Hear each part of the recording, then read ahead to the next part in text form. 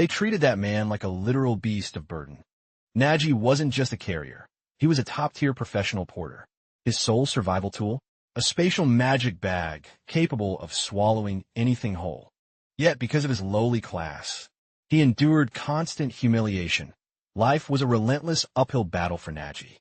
The adventurer guilds slammed their doors in his face. Branding his class as useless garbage, they mocked him ruthlessly, completely blind to the truth hidden within that satchel. Inside, Nagi could store everything: gourmet feasts, legendary steel, stolen skills, and an awakening primordial power. A power that transformed a simple pack mule into a dungeon-clearing god who could solo bosses in shame. Every elite adventurer who ever looked down on him. This world is a labyrinth of infinite dungeons, a vast, treacherous landscape of shadows, teeming with forbidden treasures buried in its depths.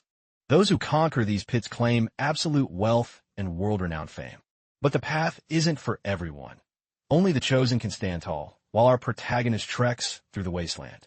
With nothing but a massive, weather backpack, a border guard sneers at him with pure disgust, barking a warning that only licensed elites can step foot into the dungeon ahead. The guard points at the strange charm around Nagi's neck, shaped curiously like a miniature rucksack. Nagi had been relegated to the role of a bag, a lowly white-rank porter for the stars. The guard grumbles, scratching his head in sheer annoyance, demanding to know why a mere porter arrived after the heroes and why he's wandering alone. If the association already pocketed the 50-coin deposit. Nagi coolly clarifies, he is the one and only exclusive porter, and his rate is 50 gold coins a day. The guard erupts in mocking applause, scoffing that a single human could ever be worth that much. He bellows, asking if Nagi thinks he's a fool. This is a high-level dungeon. That requires a squad of 5 porters just to survive. One man is a suicide mission. He snarls that if Nagi has a tongue, he better use it, since he looks too weak to carry a lunchbox, let alone a mountain of loot. Questioning if a nobody like him can truly carry the weight of the party's lives on his shoulders. He orders Nagi to crawl back to the association for reinforcements before the adventurers tear the building down in a rage. Nagi observes the mountain of gear for the 4-man party. The guard insists it's impossible, but the youth just sighs. He's used to this skepticism, being a porter who demands 5 times the market gold. In moments like these, long-winded explanations are a waste of breath. It was far more satisfying to shut them up with a single motion as he slid the massive pack off his shoulders. Nagi snaps the restraints loose with practiced speed, effortlessly vanishing the heavy gear into the abyss of his bag. The adventurers gathered around the flickering campfire frieze, eyes wide.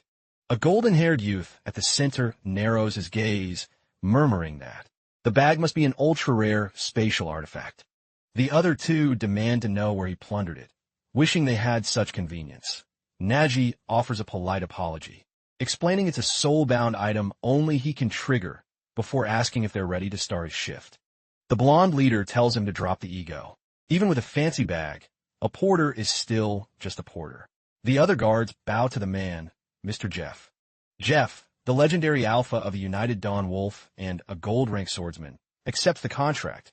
However, he flexes his gauntlet fist, warning Nagi that gold isn't free. If he doesn't outwork a 5-man team, he'd better be ready to pay the price in blood. Nagi sizes him up, wondering if this arrogant guy is truly the leader. Jeff barked orders with a heavy hand, demanding the expedition gear be prepped instantly. But Nagi just smiles. This was the perfect stage for him. After all, he's a professional among amateurs. By the time this dungeon falls, he'll have these elites eating out of the palm of his hand. The secret to Nagi's astronomical fee wasn't just his storage capacity. It was the absolute satisfaction he guaranteed to every client. Adventurers in the deep zones face a literal hell, where lethal traps and bloodthirsty ambushes wait behind every jagged corner. Jeff signals the group, hissing that the enemy was closing in. The party dives into a chaotic, gore-slick skirmish against a goblin horde. Dungeon diving is a psychological nightmare, a grind of stress and mounting exhaustion. Jeff snaps at a comrade, asking why his guard was down and if he was losing his nerve. As the party's morale begins to fracture under the pressure, Nagi realizes this is exactly why he dominates this high-end niche market. Then, with a calm grin, he He sets his pack down and beckons the weary warriors over, announcing that after such a brutal crawl, they must be starving, and he's brought the catering. The duo is stunned by the aroma, gasping at the sight of a feast that smelled like a 5-star heaven.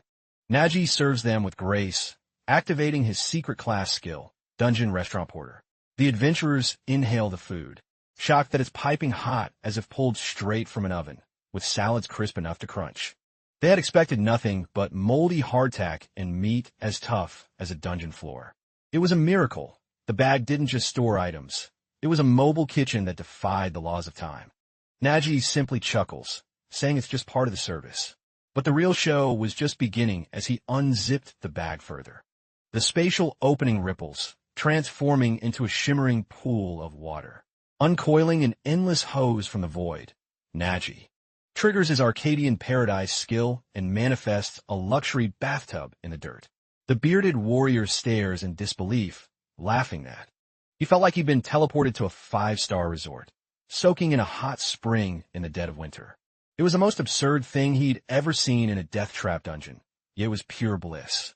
Jeff tries to maintain his stoic facade, grumbling that they were acting like tourists and that such luxury would rot their combat instincts. But the steam was too tempting to resist, and soon even the leader was submerged. He sighs, forced to admit he was wrong. Honestly, he'd hired Nagi thinking it was a massive gamble and that no porter was worth 50 gold. He had planned to sue the association for a refund, but for a man who carries a literal paradise, 50 gold was a steal. Nagi casually asks if this isn't what a true conquest should feel like. Amateurs think the monsters are the only threat, but the real killers are the mental fatigue and the environment. A simple stomach ache or a night of bad sleep is a death sentence in the deep zones. A porter lives off the success of the party. If the adventurers don't clear the floor, no one gets paid. So, he provided a little basic comfort to ensure their swords stayed sharp. The bearded man roars with laughter at the word basic, noting that he didn't even get this kind of royal treatment back in the capital. With his fatigue washed away, he feels a surge of overwhelming power, confident he could tear through any monster the dungeon threw at them. He leaps out, declaring the boss was as good as dead, and just as he predicted, the party tore through the remaining levels like a whirlwind. They were an elite unit, now operating at 200 efficiency, crushing mobs with ease. But then came the boss, the final variable that breaks even the strongest men. Jeff coats his blade in a roaring mantle of flame magic, muttering that this was going to be a bloodbath. Therefore, they couldn't give the beast an inch, launching a synchronized heavy assault.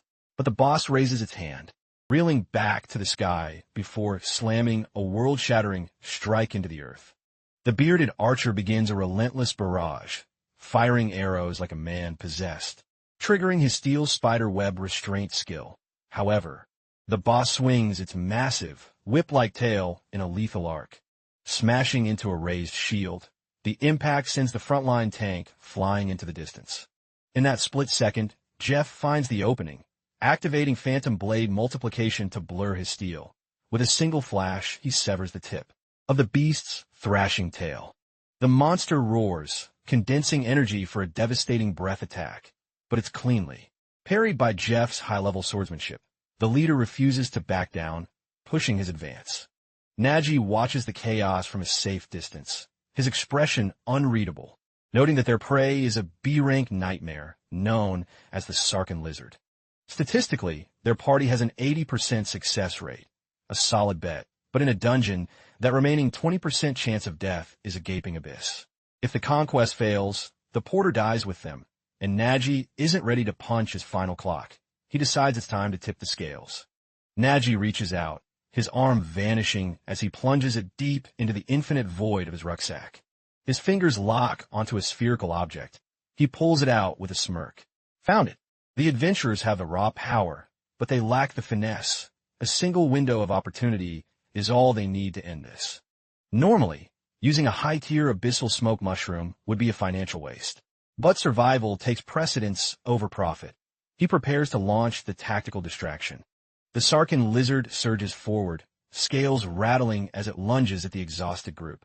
Its jaws snapping inches from Jeff's throat.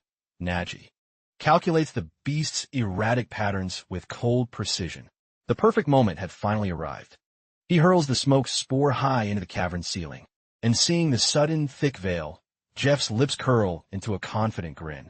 Exploiting the monster's momentary blindness to charge through the haze. Then, using the lizard's own spine as a stepping stone, he launches into the air, bringing his blade down in a heavy executioner's strike toward the boss's skull. The lizard's eyes widen in its final moments, but it's too late. The strike connects with a sickening thud, pinning its head to the blood-soaked floor. Jeff exhales, stepping away from the carcass with a weary triumph. Offering a hollow good job before ordering the loot collection, the raid was technically a success. However, the thrill of victory evaporates instantly as a heavy, bitter silence fills the room. All because the boss drops were an absolute joke. They expected 20 B-grade magic stones, but only 5 pitiful crystals lay in the dust. The rest of the loot was nothing but vendor trash. Making matters worse, this grueling dungeon was infested with low-value goblins. In short, the party's investment in potions and repairs far outweighed the profit. They were in the red. To twist the knife, that meager scrap of gold had to be split 4 ways. The camaraderie of the kill vanished, replaced by a suffocating, murderous tension among the heroes. Arguments over the division of spoils turned toxic, a delicate fuse ready to blow, while Nagi simply watched, wondering what he could even say to break the mood. Ultimately, their financial ruin wasn't his problem. A professional porter gets his flat rate regardless of the loot quality. Hoping to de-escalate, he pulls out 2 chilled bottles, thanking them for the carry and offering a refreshing drink. To soothe their parched throats, Jeff scoffs, noting that the porter is even trying to play the thoughtful host after the hunt. He admits that the luck of that smoke bomb was the only reason they won, and Nagi gives a humble shrug. He claims it was just a minor assist from a man with very limited talents. Another guard walks up, his eyes narrowing as he says Nagi becomes more interesting the longer they look at him. The atmosphere shifts from tense to predatory. Nagi senses the change in the air just as a projectile shatters the bottle in his hand. A jagged arrow thuds into the rock inches from his head. Nagi's eyes go cold as a second arrow whistles through the darkness. He shifts his weight, dodging the lethal shaft with effortless grace, spitting out a curse and demanding to know what kind of betrayal this is. The bearded archer shrugs, feigning disappointment at his missed shot. He claims he wanted to make it quick and painless, but tells Nagi to look at the math. Adventuring is a high-risk business, and they refuse to walk away from a dungeon with empty pockets. The guard tells him not to take it personally, mentioning their crushing tax debts. Honestly, they've decided that a magical bag like his is a pearl cast before a lowly swine. In this world, a porter disappearing in a dungeon is common. They'll just tell the guild he was gobbling food, and no one will ask questions. The faces that once smiled for his food now look at him like they're eyeing a treasure chest waiting to be cracked open. But Nagi isn't shocked, nor is he even remotely afraid. This is the ugly reality of a world built on a rigid, inescapable caste system where your worth is decided at birth. Porters are the dirt beneath the boots of the adventure class. That's the way it's always been, and the way they think it will always be. He remembers the day he awakened his bag skill. The sheer contempt in everyone's eyes was unforgettable. The guild receptionist had sneered, telling him he couldn't be a hero with a utility skill, and sent him to the logistics department. To even enter a dungeon, he was forced to register as a common pack mule. Thus, Nagi realized the world had discarded his potential the moment it labeled him a porter. These fools standing before him were making the exact same mistake. A guard barks that if he wants to live, he should drop the bag and crawl into a hole to die. Lunging forward to kill the useless carrier, Nagi's eyes snap open with a terrifying intensity as he pivots. He decides that his fate isn't something for these bottom feeders to decide.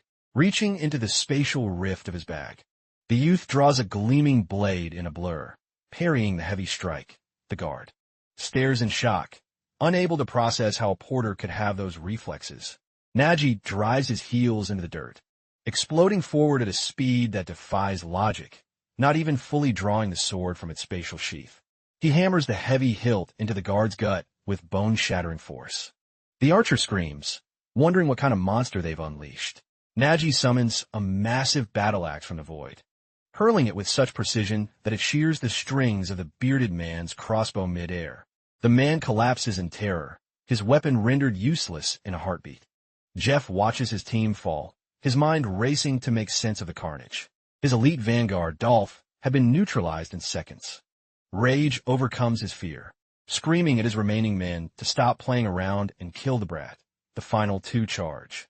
Nagi pulls a high-pressure hose from his rucksack, unleashing a torrent of elemental energy to stall their momentum, using the searing temperature of the water to drive the bearded warrior back.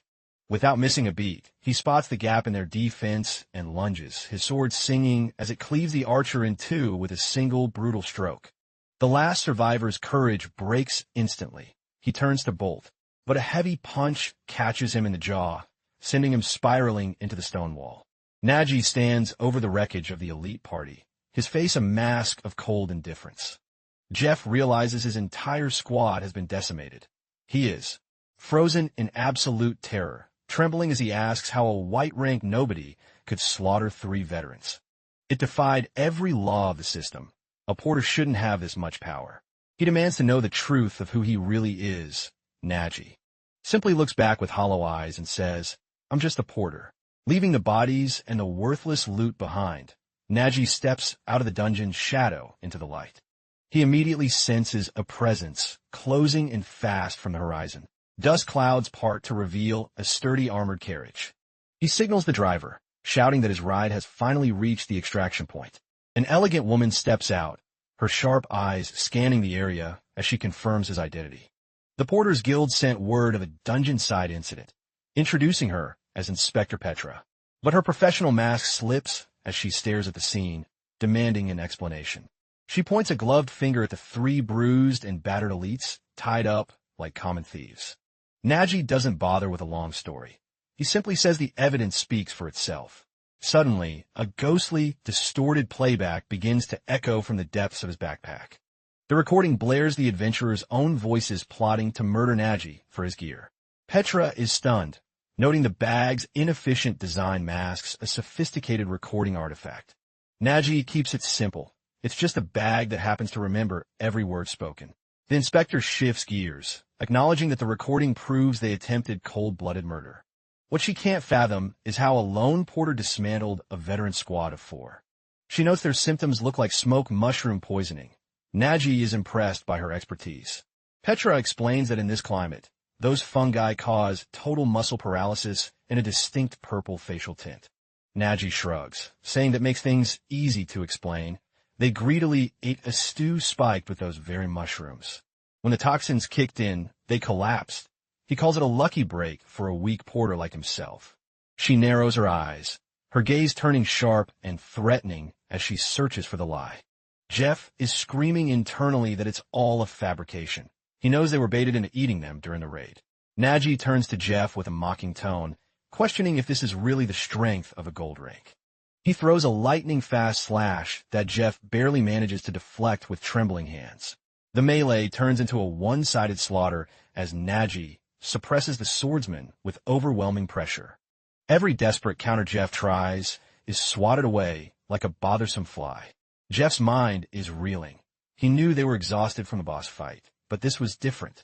The reality of a beast of burden dominating a high-rank warrior felt like a glitch in the world. Nagi bursts into a dark, mocking laughter that echoes through the clearing. He stalks forward, asking how Jeff ever survived a dungeon with a sword arm that's slow and heavy. Jeff lunges in a blind rage, humiliated by the taunts of a servant, his tactical composure completely shattered. Nagi meets the charge with a chilling, effortless smile on his face. He weaves through the attack as if he's dancing, fueled by the sheer desperation of his opponent. Jeff swings again, but his blade finds only empty air where the porter once stood. The swordsman pours his final reserves of mana into one last strike, only for it to be parried into the dirt. Nagi mocks the pathetic weight of the blow as he sidesteps the following lunge. Losing his mind to fury, Jeff bellows an insult at the peasant who dare humiliate him. He swings a massive arching cut, but Nagi vanishes, reappearing instantly behind his exposed back. In that moment, the truth was revealed. Nagi wasn't just stronger than the veteran. Jeff's body was failing him, his muscles locking up as the secret toxins finally reached his heart.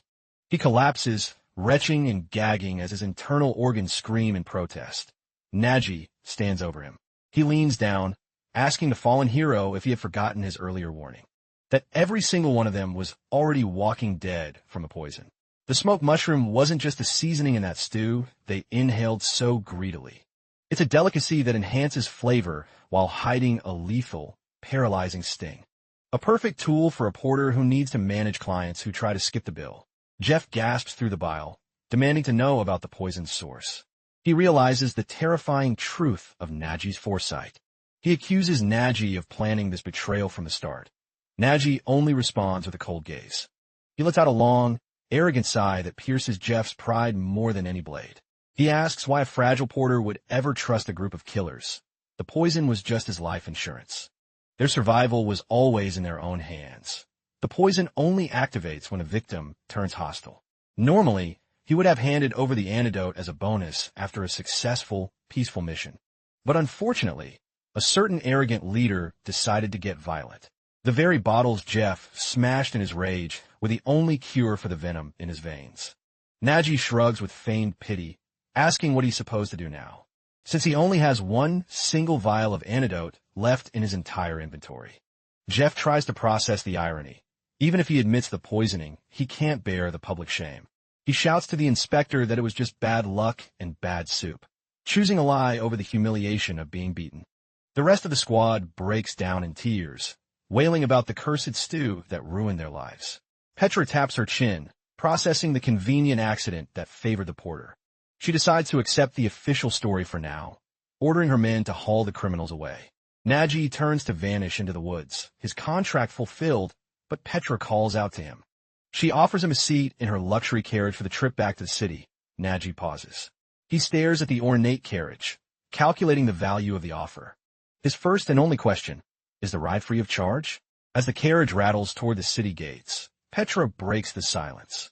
She expresses her regret that his welcome to the city was so violent and treacherous. She offers a formal apology on behalf of the association for the conduct of their members. Nagi dismisses it casually, noting that for a porter, betrayal is just another Tuesday. Petra's expression turns grave. She warns him that while he's legally in the clear for this incident, the underworld of the city won't care about the law or the accident. The men he humiliated were high-ranking members of the notorious Down Guild. That organization is a hive of thugs known for their extreme petty violence and illegal reach. They have a blood-for-blood policy. If one of theirs is shamed, they hunt the offender down. She warns him to keep a low profile and watch his back in the dark alleys. She stops mid-sentence, looking over at Nagi with a confused and bewildered expression. Nagi's entire upper body is currently shoved inside the mouth of his magic bag. He grunts a confirmation. Suddenly, a small, strange head pops out from the spatial rift of the backpack. Nagi scolds the creature, telling Gula to stay hidden so she doesn't scare the locals, but Gula just whines for food. Petra recoils, asking what kind of monster he's smuggling, but Nagi tells her to relax. He explains that Gula is a spirit entity that has haunted his bag for as long as he can remember. She's his inventory manager. Without her, the bag would be a mess. Her only price is a heavy toll. She devours high-grade magic stones like candy, and after this hectic raid, her appetite is legendary. Since he inherited all the loot from the fallen adventurers, he's feeling wealthy. Loot that was supposed to be split 4 ways is now his sole property. In a rare moment of generosity, he offers Gula a double-sized portion of crystals. The small creature chirps with delight, crunching on the stones with a blissful face. Petra marvels at the stone-eating familiar, and Nagi agrees it's a weird but perfect symbiotic bond. The inspector mutters that he is a complete enigma, or perhaps it's the bag that's truly awakened. Suddenly, the horses scream in terror, their hooves thrashing against the dirt in a wild panic. The carriage lurches violently. Petra demands to know why the animals are spooked, and the driver yells that they've gone mad. Nagi's eyes snap toward the mountains as a familiar chill runs down his spine. There was no mistaking that pressure. A dungeon break was erupting nearby. Nagi calls out to Petra, his voice dropping an octave as the atmosphere thickens. He points his finger toward the jagged peaks in the distance. He warns her that a tide of monsters is about to spill out from the earth. Petra freezes. She screams, "Dungeon break!" In horror, A disaster of that scale could level the nearby towns. She demands to know how a porter could possibly sense an eruption before the official censors. Nagi simply taps his temple and says it's his porter's intuition. Petra stares at him, wondering if he's a prophet or a madman. The protagonist grabs a heavy wooden staff, his eyes locked on the horizon where the chaos begins. He snaps at the inspector, warning her that time has run out. They have to strike now before the body count starts rising. Petra is reeling, unable to fathom how he sensed a breach through raw instinct. Even as a seasoned inspector, her sensors detected nothing. Gula pips up from the bag, confirming that the dungeon's mana is indeed hemorrhaging. She has a literal nose for magic stones, and she can smell a massive, concentrated mountain of them pulsing just beyond that peak. The creature is dead certain. Petra nods, realizing they have to investigate immediately when a dungeon remains stagnant and unconquered for too long. It triggers a catastrophic event known as a dungeon rupture, a surge where monsters flood the surface in a tidal wave of slaughter, obliterating everything in their path. This is exactly why the world relies on systematic dungeon subjugation. Petra notes the mana pressure is already redlining. A rupture could happen at any second, and she's desperate to know how a mere porter felt the shift from miles away. Nagi looks toward the horizon, his voice hollow as he says he could never forget that bone-chilling sensation. It's a trauma etched into his soul. His eyes cloud over with the memory of a world turned to ash, the horrific aftermath of a rupture that leaves nothing but silence and corpses. Petra wonders if Nagi is a survivor of such a tragedy. But even with past experience, his sensory range defies all logic. Nagi points out a glaring inconsistency. If a high-risk dungeon was this close to a populated village, local adventurers should have cleared it weeks ago. Petra checks her logs and confirms it was assigned to a party. Nagi demands to know exactly who took the contract and what their ranks are. She reveals it was logged as a D-rank Rift dungeon, assigned to a team consisting of one elite mythril class and 2 copper class rookies.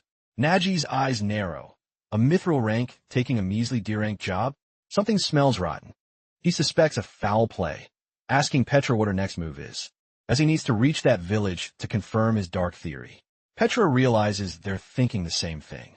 She orders her guards to haul the captured traitors to the dungeon cells. As the official inspector, she decides to stick with Nagi, and the two of them arrive at the village outskirts, right at the dungeon's maw. The village was once a pocket of peace, but now the terrified locals are huddled together in a desperate crowd. Nagi mutilates the silence, noting that the situation is even worse than he imagined. The villagers are screaming in protest, demanding to know why the heroes haven't entered the portal yet. Nero, a low-level copper rank, scoffs and tells them to take their complaints to the boss, while Vandestar lazily agrees, claiming it's not his problem since their party leader vanished in a thin air. The villagers curse them, calling them cowards and traitors. Nagi's grim suspicion is confirmed by the sight. It's a classic case of dungeon ghosting, a dirty trick where a high-ranking leader signs up for a low-level dungeon just to squat on it. Then, if a more profitable dungeon opens up elsewhere, the leader deserts the post, leaving the rookies behind to do nothing. Petra snarls that the association will slap them with massive fines for this negligence. Nagi bitterly points out that a fine is just a slap on the wrist, and Petra can't even argue. The protagonist's blood boils. The adventurers walk away with a light penalty, but the innocent people here stand to lose their lives and homes. That dungeon is a ticking time bomb set to explode tonight by the time the association actually sends reinforcements. This village will be nothing but a smoking crater. And yet, these pathetic rookie adventurers are hiding behind bureaucratic excuses, shouting that they're the real victims because their time is being wasted. They tell the villagers to file an official complaint with the guild if they're so upset, claiming they aren't the ones at fault, so they shouldn't have to listen to the peasants. Nagi realizes the cold truth. Adventurers aren't saints or saviors. They are mercenaries who prioritize their own wallets over human life. But in this nightmare, their combat power is the only thing that matters. A porter can't plug a rupture, only an adventurer can. Petra sighs, saying they have no choice but to start an emergency evacuation, but Nagi stops her, convinced there's a way to save the village. Petra stares at him, bewildered, but the protagonist lays out the hard reality. Winter is coming, and these people won't survive the frost if they're forced to live as homeless refugees. Saving them seemed impossible.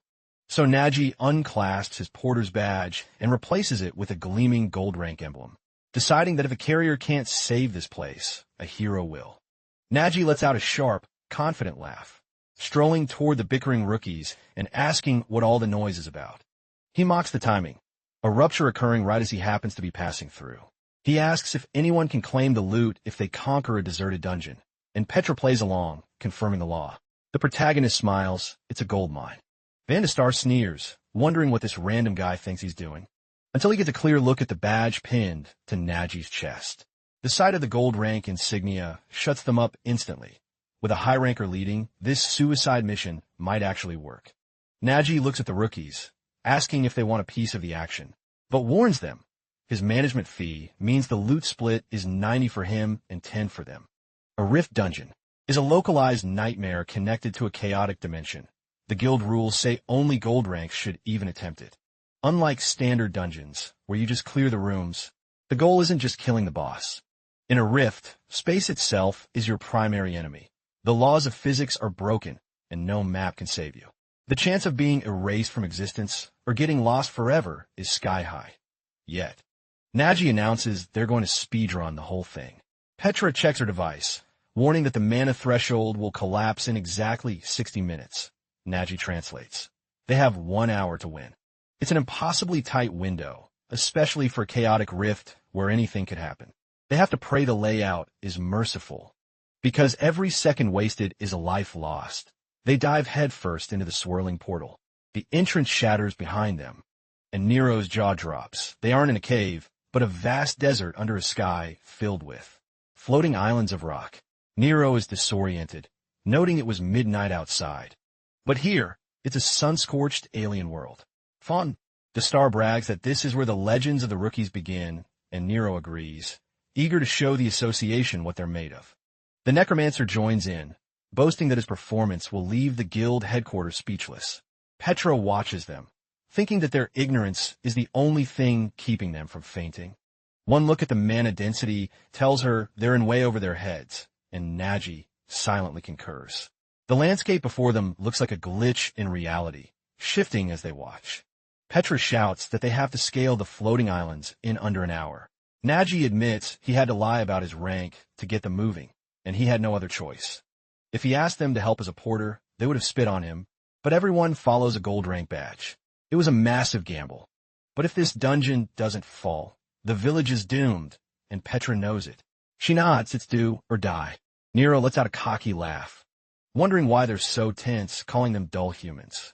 She braces herself, leaping across the floating rocks with arrogant ease, boasting she'll reach the summit. Long before the rest of them, Vandestar yells at her to slow down, but she doesn't listen. Nero ignites her wrists with fire, using the blast to propel herself higher.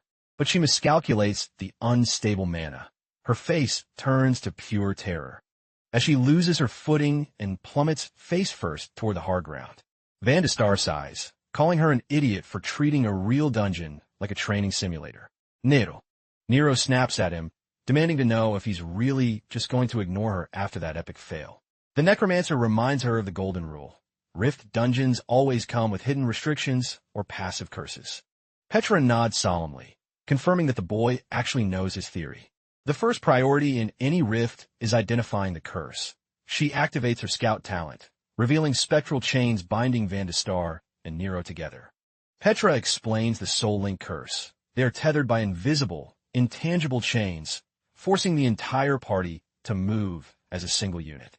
Nagi realizes that shortcuts and individual heroics are off the table, but he smirks, pulling out professional-grade climbing kits that leave Nero wide-eyed.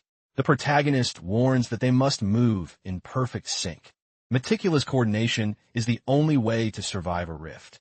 Where wasting stamina is a death sentence, they must maintain a grueling but balanced pace.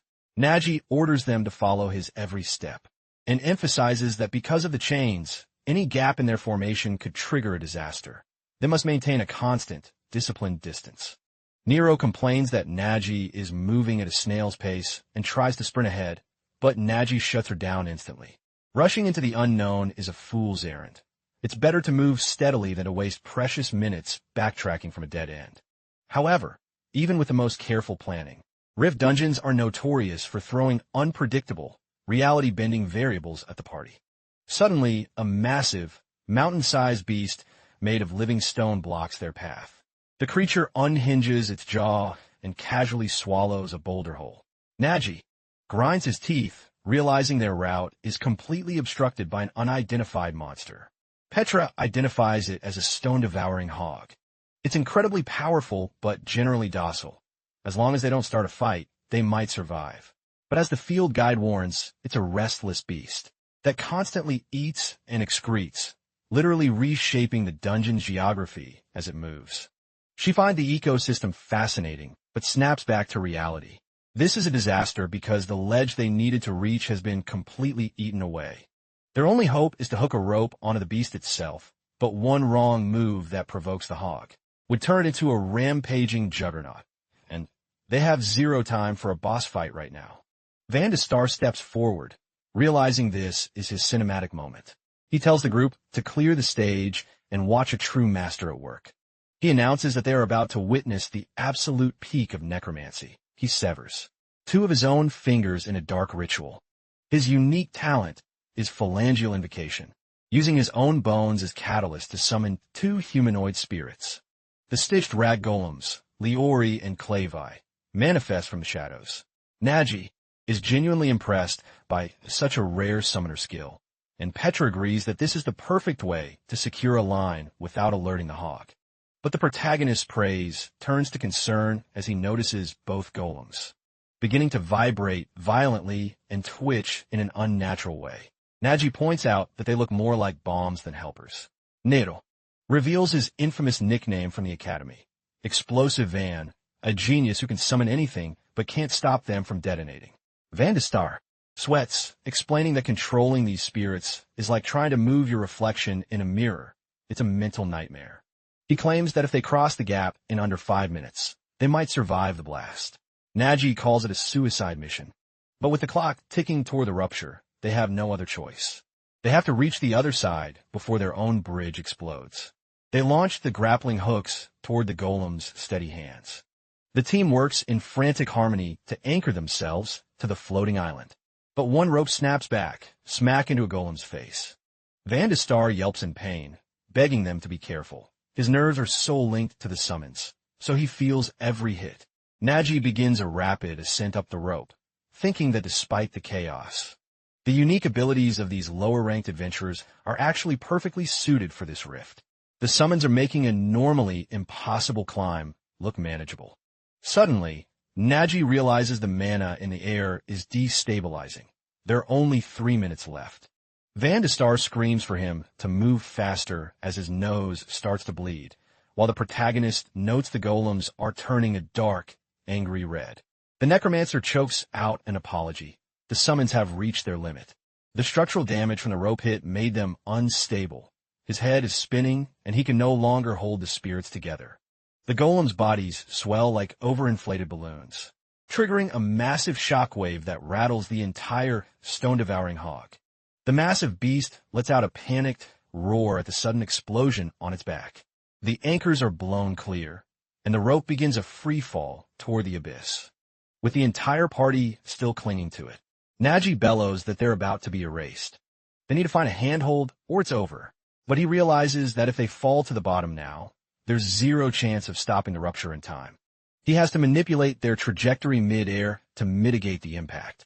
Nagi triggers a secret porter technique, spatial airbag, forcing his bag to expand into a giant cushion that catches the falling group. The momentum hits the bag and bounces them violently upward. Nagi uses the rebound to snag a ridge on the hog's hide, hauling himself and his massive pack to a higher ledge. He checks on the team. Petra confirms everyone is alive, thanks to his quick thinking, but their remaining time has been slashed. The summit is still miles away, and the clock is at 0. Nagi hardens his expression if they want to save the village.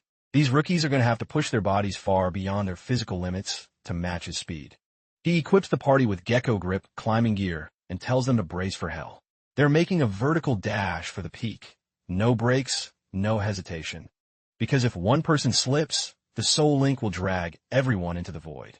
The higher they climb, the more the rift tries to kill them. Nagi leads them through a lethal rockfall zone.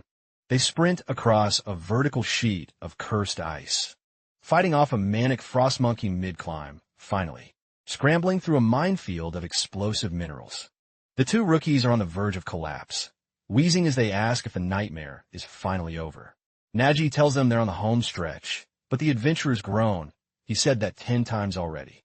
Nero fumes that she signed up to slay monsters, not to become a professional mountain goat. Nagi points upward. This time he isn't lying. The peak of the rift is finally within their sights. The boss of the dungeon is waiting for them at the very top. The rookies suddenly find their second wind, grinning at the prospect of a real fight. They're ready to slaughter the boss and prove the association wrong for branding them as copper rank trash. Nagi watches them, realizing that their skills far exceed their rank. They were likely discriminated against.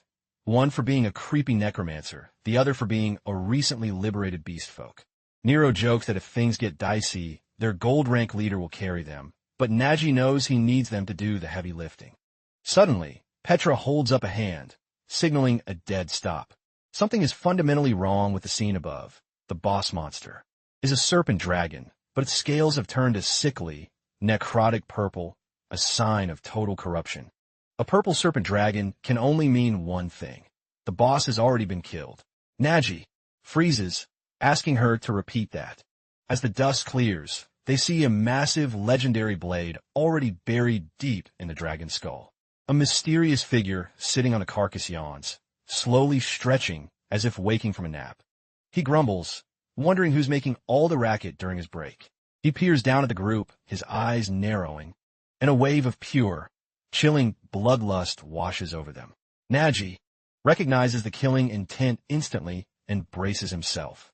The stranger shatters the rock beneath him, moving like a blur of lightning, closing the distance in an eye blink.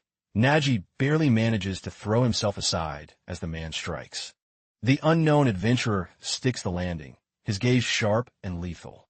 The protagonist spots the glint of the medallion on the stranger's chest. It's a mythril rank insignia. If that's legit, this isn't some random dungeon glitch, it's a calculated sabotage. The elite adventurer sighs, looking bored. He didn't expect any pest to crawl into this hole while he was busy tearing it down. Nagi realizes the dark truth. There are monsters in human skin who trigger dungeon collapses just to watch the world burn. The swordsman cold-bloodedly declares that, officially, the 4 of them just became casualties of a failed expedition. Petra steps up, refusing to back down from the mithril rank predator. She barks that the dungeon is redlining and his duty is to stabilize it, but he just sneers, asking what duty she's talking about. He lets out a booming, arrogant laugh that echoes through the cavern, stating he doesn't give a damn about heroism. True adventurers only move when there's profit on the line. He explains that a chaotic collapse can be far more lucrative than a clean clear. Nagi narrows his eyes as the pieces click into place. He never bought into the hero fantasy, but even he's disgusted by this absolute trash. If this maniac really plans to drop the dungeon on the village, Nagi has to stop him. However, going toe-to-toe with a mithril-class powerhouse is a one-way ticket to a coffin. Nagi slides off his pack, putting on a submissive act. He claims it's all a misunderstanding and they're just wandering travelers. He offers an electric skewer as a peace offering, a gourmet bribe to smooth things over. He plays the part of the helpful servant, betting on the man's hunger. Nagi knows a direct assault is suicide, so he decides to play dirty and weaken the beast from the inside. The adventurer tears into the meat like a starved animal, exclaiming in delight that it's piping hot, as if it were pulled straight from the flames. He's genuinely shocked by the quality. The roast is perfect, and the shrimp is seasoned to a masterpiece level. Nagi watches him eat with a hidden smirk, knowing every bite is laced with his lethal toxins. But the adventurer suddenly clamps a vice-like grip on Nagi's shoulder, praising the extra kick of the smoked mushrooms in the sauce, then asks if Nagi really thought he'd fall for such a pathetic rookie trick. He decides the bill for the meal is Nagi's life and winds up a devastating punch. The fist whistles through the air toward Nagi's skull, but the protagonist crosses his arms just in time to block. Though the sheer kinetic force blasts him backward like a cannonball, Nero feels the spectral chain snap taut around her wrist. She's yanked violently through the air, her boots skidding across the stone as the soul link takes effect. She fights against a magical tether, screaming for her team leader to hold on. Nagi skids to a halt on a distant floating island. Nero demands to know their next move. The mythril ranker scoffs, calling them pathetic rookies who can't even handle a simple movement curse. Nero's temper flares, but before she can move, the adventurer is already a blur, charging her and declaring that this dungeon will be her tomb. He hurls a punch at the beast girl. Vendestar throws himself into the path, yelling at Nero to snap out of it and move. A massive cloud of explosive smoke erupts where the blow landed.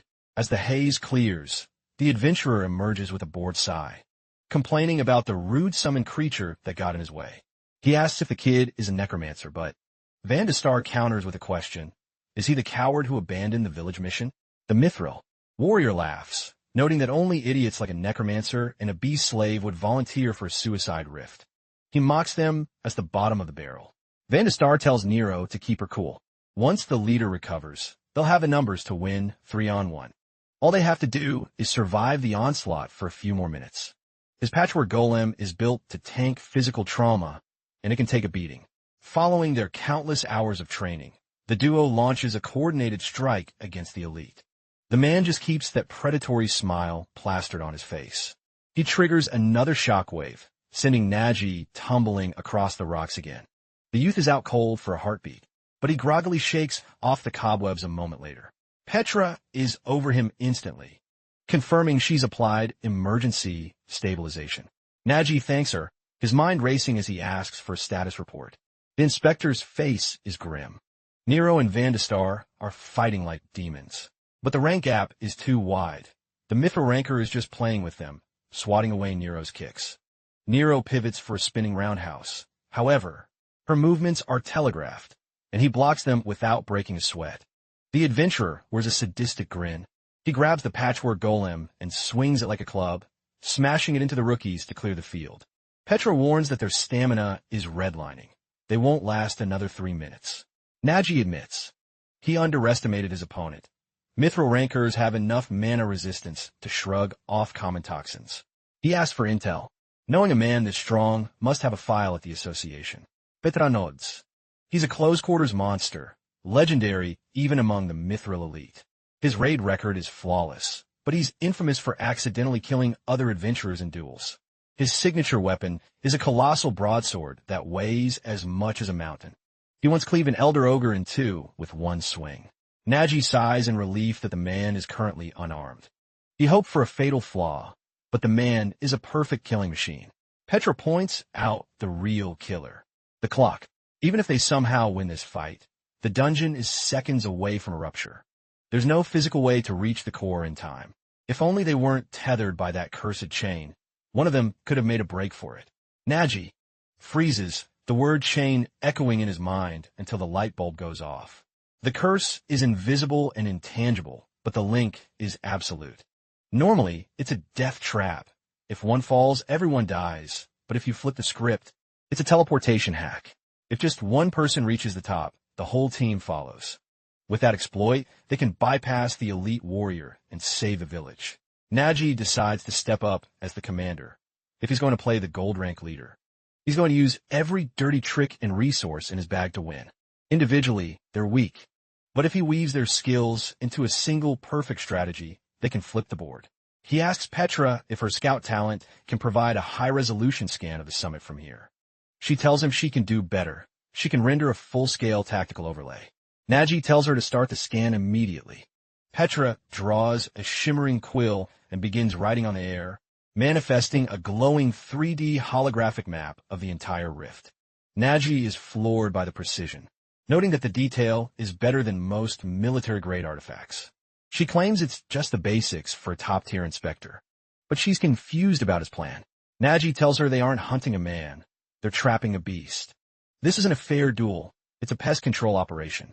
In the deep dungeons, hunters often face gods they can't possibly kill. yet they always find a way to bring them down. Petra assumes it's through sheer experience and grand strategy. Nagi shakes his head. The secret is simple. Adventurers win because they're the most deceptive, low-down fighters in existence. To cage this monster, Nagi leaps back onto a high vantage point and pulls a heavy recurve bow from his spatial bag, letting fly an arrow at the mythril ranker. He smirks, realizing that to beat a monster, you have to play even dirtier. His arrow whistles through the air. The mythril ranker doesn't even flinch, catching the shaft mid-air with casual disdain, scoffing that such a primitive projectile couldn't possibly bypass his legendary reflexes. But in that exact moment, the air erupts in a violent blast. Nagi had triggered a sticky spider thread trap hidden in the shaft. The adventurer snarls as the adhesive binds his arm. Without missing a beat, the protagonist surges forward, reaching deep into his spatial backpack. The elite warrior barks a challenge, finally finding the motivation to stop playing around and engage in real combat. Nagi responds by unleashing a porter's secret technique, hollowing out dozens of specialized mushrooms in a single throw. The adventurer looks up in confusion as a shadow looms over him, watching as the fungi detonate into a choking, impenetrable storm of smoke. The swordsman coughs, shielding his eyes from the thick, acrid haze, cursing the bastard who dared to blind a mithril rank elite with such a lowly trick. On a nearby ledge, Vandestar wheezes, gasping for air. Nagi checks on the squad, and after they signal they're safe, he breathes a sigh of relief. He asks if Vandestar has enough mana for more summons. The boy grunts that his fingers are mid-regan, but his ring finger is ready. He still has his pinky and thumb in reserve. Nagi tells him that's more than enough for the final play. He pulls them close, whispering the high-stakes strategy that will flip the script on this hero. The elite adventurer finally tears free from the sticky webs, growling about the persistent pest and noting he's never met a swordsman who fought like a common street thug. He scans the area, assuming they've fled to another island, but knows there's nowhere to hide. Then, a silhouette with a massive backpack emerges from the thinning smoke.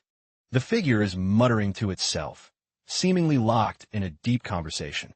The adventurer sneers at the pathetic display, mocking the porter for making so much noise in a stealth mission before lunging with a mana-charged fist. The strike connects with the figure's skull, unleashing a localized explosion of raw force. The swordsman wears a triumphant grin, basking in the kill, until the dust settles and the chilling reality sets in. He hadn't hit Nagi. He'd punched a decoy golem that was now clamping down on his arm like a vice. The elite stares in horror at the patchwork golem, demanding to know how a brainless summon can talk, but the voice came from a recorder in the bag, which mockingly informs him that he's officially been trapped.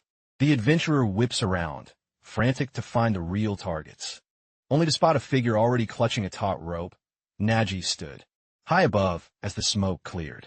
The elite realizes the sneak attack was just a loud distraction, but he scoffs, calling the plan sloppy and amateurish. He laughs, thinking there's no way Nagi can scale the vertical cliff with just that line. Nagi simply looks down with a cold stare and asks him if he's willing to bet on that. Vandestar watches the scene with his jaw hitting the floor. Nagi barks at him to hurry up since their cover is blown and every second counts. The boy begs for a moment of concentration, as this is the farthest distance he's ever had to project his consciousness. He tells Nagi not to sweat it. His pinky golem was already firmly latched onto the summit's hook. The tiny shard of bone begins to swell and transform, shaping itself into a rugged, patchwork teddy bear golem. Vandestar declares the mission a success. The tiny golem braces its feet against the castle walls, hauling on the line with all its might, edging closer to the massive dragon carcass that once ruled the peak. With one final, desperate lunge, the summon makes its move.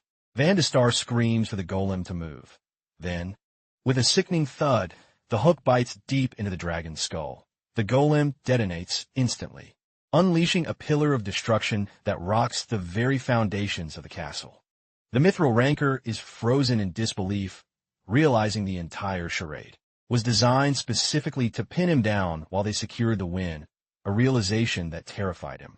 He flexes his immense muscles to shatter the golem's grip, knowing he has to escape the blast zone before the dungeon core collapses. Vandestar grins through the pain, noting that while his thumb golem is slow, It's an absolute tank. Nagi grips the rope with white-knuckled intensity, staring down the elite with the cold eyes of a hunter who just cornered a beast. The massive dragon on the summit is suddenly yanked forward. Some monsters simply cannot be slain. Since the goal was to use the environment, not a blade, the multi-ton dragon corpse begins to plummet directly toward the trapped adventurer, shattering the floating island and sending the mythril rank elite screaming into the abyss. The rope was now anchored perfectly within the dragon's impenetrable scales. Nagi uses the falling weight as a counterweight lever, launching the entire group toward the summit in a high-speed ascent. Nagi realizes there's no need for a fair fight as he and his friends soar toward the final goal. They land on the final island and hit the ground running, lungs burning. Nagi bellows for them to push through the pain, for the dungeon's heart was finally within their reach. They have 5 minutes until total collapse, and despite the odds, victory is a heartbeat away. Nagi admits they owe Nero for the heavy lifting. Without her beast-folk strength, hurling the anchor across that distance would have been a fantasy. The fact that she managed it through raw, unadulterated power left even the porter speechless. Nero brushes it off with a cocky grin, but Van de Star coughs loudly to steal the spotlight, muttering that any musclehead can throw a rope, but it takes a genius to aim it. He insists he's the true MVP for anchoring the line in a rift storm, and for single-handedly taking down a mythril rank berserker. He boasts that he's already surpassed the elite ranks, but Nero just rolls her eyes, reminding him he mostly just got slapped around. Petra chuckles at their bickering, noting their incredible spirits, and Nagi can't help but smile. He realizes this is likely the first time these two have ever felt the rush of a true conquest. The real magic of clearing a dungeon doesn't come from a single hero's power, but from a messy, desperate synergy of a team that refuses to give up. He turns to Petra, acknowledging her vital role, but she tries to downplay her contribution. Nagi stops her, admitting he knew she was a talented inspector, but he thought she was just a paper pusher. He was dead wrong. She had rendered a perfect tactical map under extreme pressure. Because of her surgical precision, he was able to land the killing blow on the dungeon's layout. He tells her that even a master scout would be humbled by her speed and accuracy.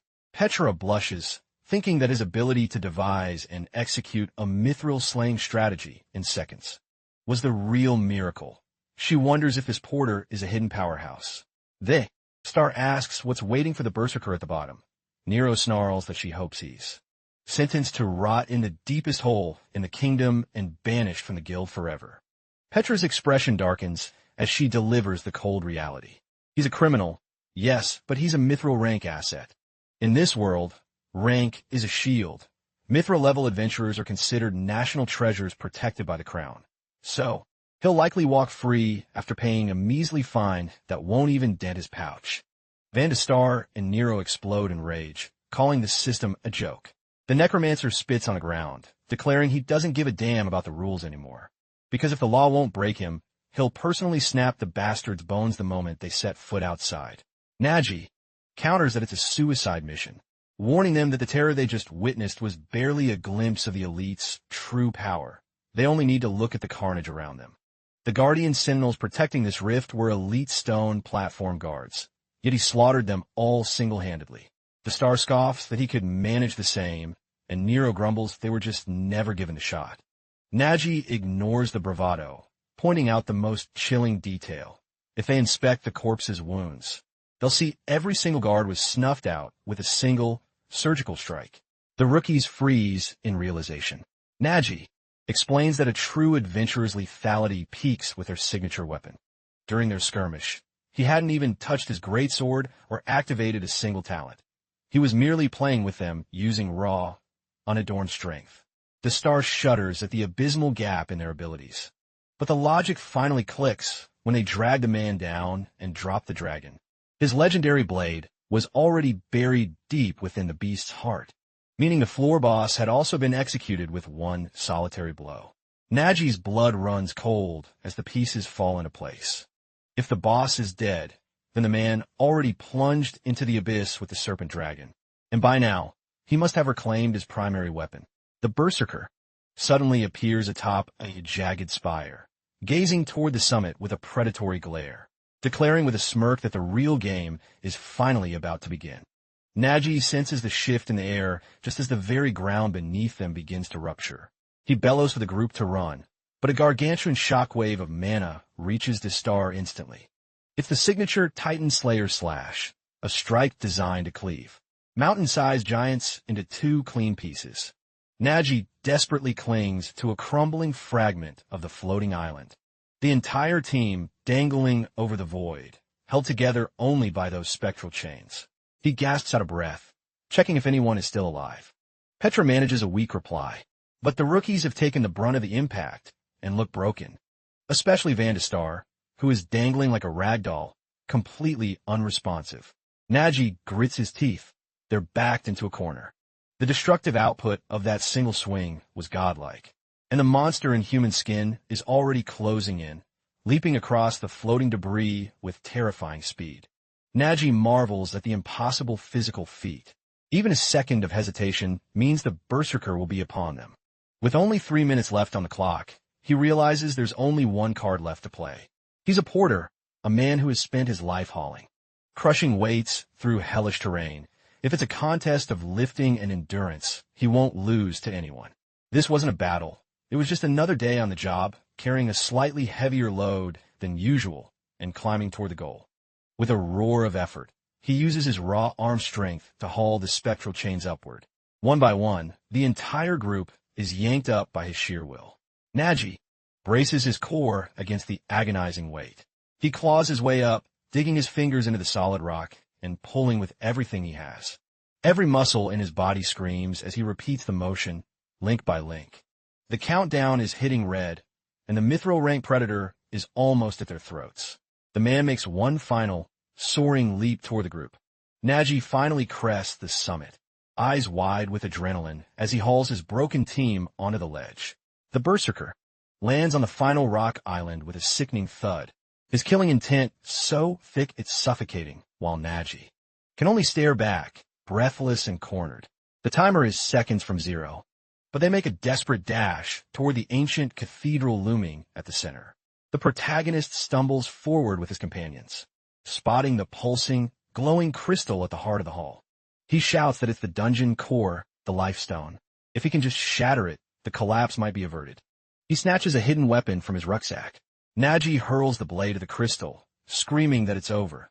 The dagger streaks through the air like a bolt of lightning. But a sudden, thunderous explosion rocks the chamber. The berserker arrives in a blur of motion, riding the shockwave of his own speed. Nagi watches in horror as his last-ditch effort is thwarted. The mithril ranker swings his massive greatsword, casually swatting the dagger into the shadows. He looms over the dungeon core, checking his watch and announcing that the time for salvation has expired. A blinding eruption of mana follows. Raw, unstable energy consumes the hall, surging through the protagonist and his allies. A dimensional rift begins to tear through reality, expanding with a violent, cosmic roar. Outside, the sky over the village cracks open. A villager falls to his knees, paralyzed with terror. He wails to the heavens, asking why the gods have forsaken them to this nightmare. A tide of monsters begins to pour from the rift, an army of the abyssal non-stone race, a faceless legion ready to raise the land. The creatures begin to salivate at the scent of fresh prey. The undead dragon surges from the portal as well, unleashing a bone-shaking roar as Nero struggles to her feet.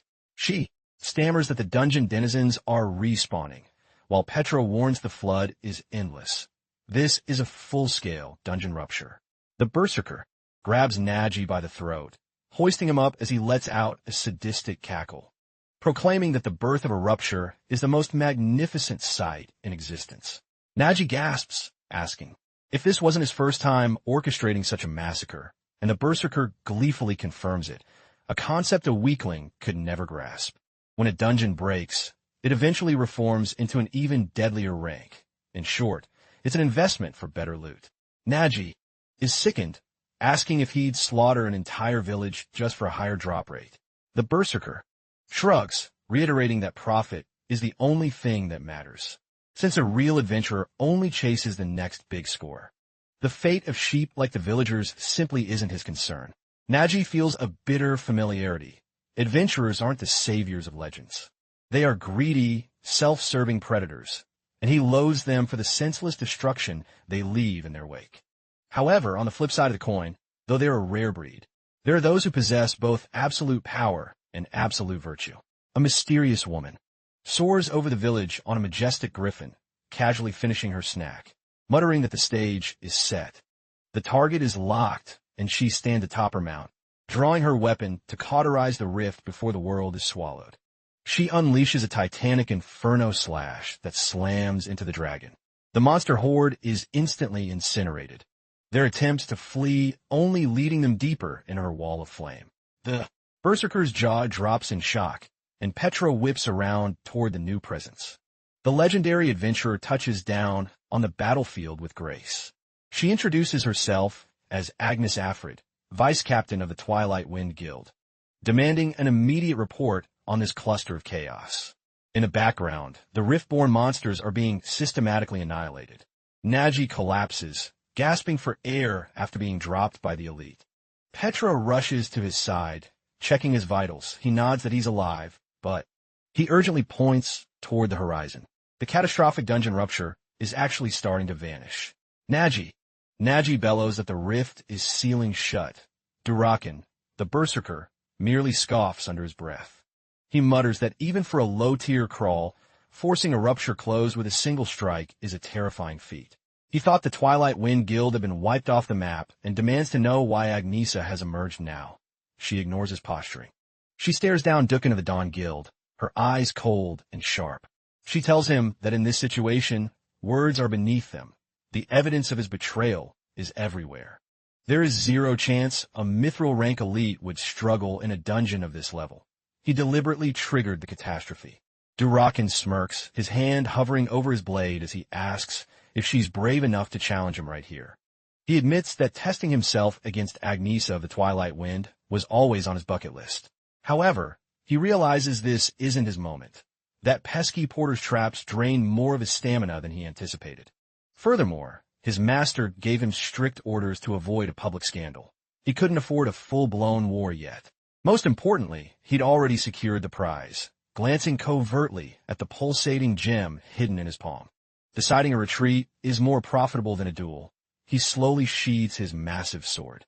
Agnesa mocks him, asking if a mithril ranker is actually tucking tail and running. Durakan doesn't even flinch.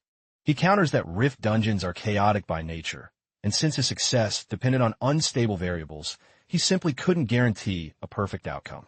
Nero's voice cracks as she screams that he's a filthy liar. She points an accusing finger, shouting that he didn't just abandon the mission.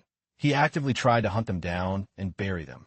Durakan feigns a look of tragic disappointment, sighing that it's a shame to be so misunderstood by his juniors.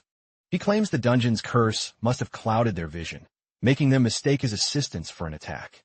He tells them that if they doubt his honor, they can check the site, but the evidence has already vanished along with the dungeon. He knows his story is polished enough for the bureaucrats to swallow. He asks the inspector if she catches his drift. Petra's blood boils. She knows his explanation is absolute garbage. But she's seen this play out in the adventurer tribunals too many times. The word of a mithril ranker carries more weight than the ultimate truth. No matter how many low-rank copper or white adventurers testify, the system protects its elites. Dukan knows this and plays the game perfectly. The villain offers a mocking salute, declaring their business finished for now. He bids the rookies a condescending farewell before disappearing into the shadows. Agnesa watches him go with a lingering glare. Beside her, Nagi lets out a heavy, ragged sigh. He whispers that at the very least, they managed to stop the village from being wiped out. Suddenly, the adrenaline leaves his body and his strength evaporates. He collapses to the dirt, his friends' panicked shouts echoing in his ears as the world goes dark. Agnesa observes the fallen porter from the periphery, her expression unreadable. Nagi is out cold, his body shutting down from the sheer weight of total exhaustion. But as she looks closer, the veteran adventurer notices the horrific toll the battle took on his body. Unfurling her magnificent wings, Agnesa takes command of the situation. She announces they're taking the boy with them. Her mount, Agamemnon, will have them back in the city in a heartbeat. The battered group nods in agreement. finally bringing their chaotic odyssey in the rift to a close. Morning sun finally touches the village, which remains standing against all odds. Predictably, the Adventurers Association arrived later with hollow apologies and empty promises of future reform. Nagi knew they were just reading from script to save face. Thanks to Agnes's intervention, Nagi was transported to the heart of Western adventure, the bustling city of Bowen. High atop a guild hall sat the emblem of a soaring bird. This was the nest where the wind rests, the headquarters of the legendary Twilight Wind Guild. Nagi remained lost in a deep, dreamless sleep. Suddenly, he jolts awake, his heart racing as he tries to orient himself in the unfamiliar room. He blinks, finding himself tucked into a surprisingly comfortable, albeit worn bed. As he struggles to sit up, he notices a familiar face. He softly calls out to Petra, who had fallen asleep at his bedside. She snaps awake instantly. Her face lights up with pure joy at seeing him conscious, frantically asking if he's in any pain. Nagi reassures her he's okay, just as Nero and a star burst in, yelling that they thought he'd kicked the bucket for sure. He asks where they are, his memories cutting off right after the Berserker's departure. Petra explains they are safe within the Twilight Wind's walls. Nero adds that the guild captain even summoned a high priest to heal them. Nagi realizes that's why his body feels so light despite the ordeal. He's just glad to see his teammates standing tall. Aside from a lingering lethality in his limbs, the wounds have vanished, and his heart warms seeing them safe. The star tries to act tough, claiming he's fine, while Nero boasts about her superior beastfolk recovery. However, the necromancer's tone turns soft as he reflects on their hellish first raid. He talks about the look on the villagers' faces when they realized the rupture was over. In that moment, he finally understood what it actually means to be an adventurer. He recalls a little girl handing him a flower, her eyes full of gratitude for saving her life. Before this, they only cared about the gold and the glory of the rank up. But for those villagers, that dungeon wasn't a playground. It was a threat to their very existence. Humbled, both rookies hang their heads and apologize for their earlier arrogance. Nero vows to become a true protector, while the star fights back tears of pride over saving the village. Nagi offers them a genuine smile, glad to see their growth as people. He shares their joy in protecting the innocent, but as the dust settles, his conscience weighs on him. He realizes he can't keep living a lie with these two. He has to confess that he isn't the gold rank legend they think he is. In reality, his standing is even lower than theirs. He's just a bottom-tier luggage carrier. He worries their respect will vanish once the truth comes out, but he can't look them in the eye anymore. Nagi forces a small, nervous smile. He tells them there's something he needs to get off his chest and begs them not to fly off the handle. He admits he was a total fraud, posing as a high-rank adventurer just to lead them through the rift. The room goes dead silent as the rookies freeze in total shock. Nero asks if he's serious, but before he can elaborate, they simply turn and start heading for the exit. Nagi feels the sting of rejection, assuming their bond of lies has finally shattered now that he's just a carrier again. Nero tosses a casual comment over her shoulder about him carrying their loot next time. As they leave, they tell him to get some rest. The door clicks shut, leaving a stunned Nagi behind. Petra asks if he really had to shatter their illusion, and Nagi replies that those two are going to be stars. Since he'll be working the docks and alleys of this city, they were bound to cross paths eventually. He'd rather they hear the truth from his own lips than feel betrayed by a chance encounter later. Petra clenches her hand to her heart, telling Nagi he's absolutely right. He isn't an adventurer. In her years as an inspector, she's seen the worst of the guild, the greed, the ego, and the cold-blooded crimes. To most hunters, people are just obstacles or side quests in the pursuit of wealth. Adventurers live for themselves, but Nagi's heart is cut from a different cloth.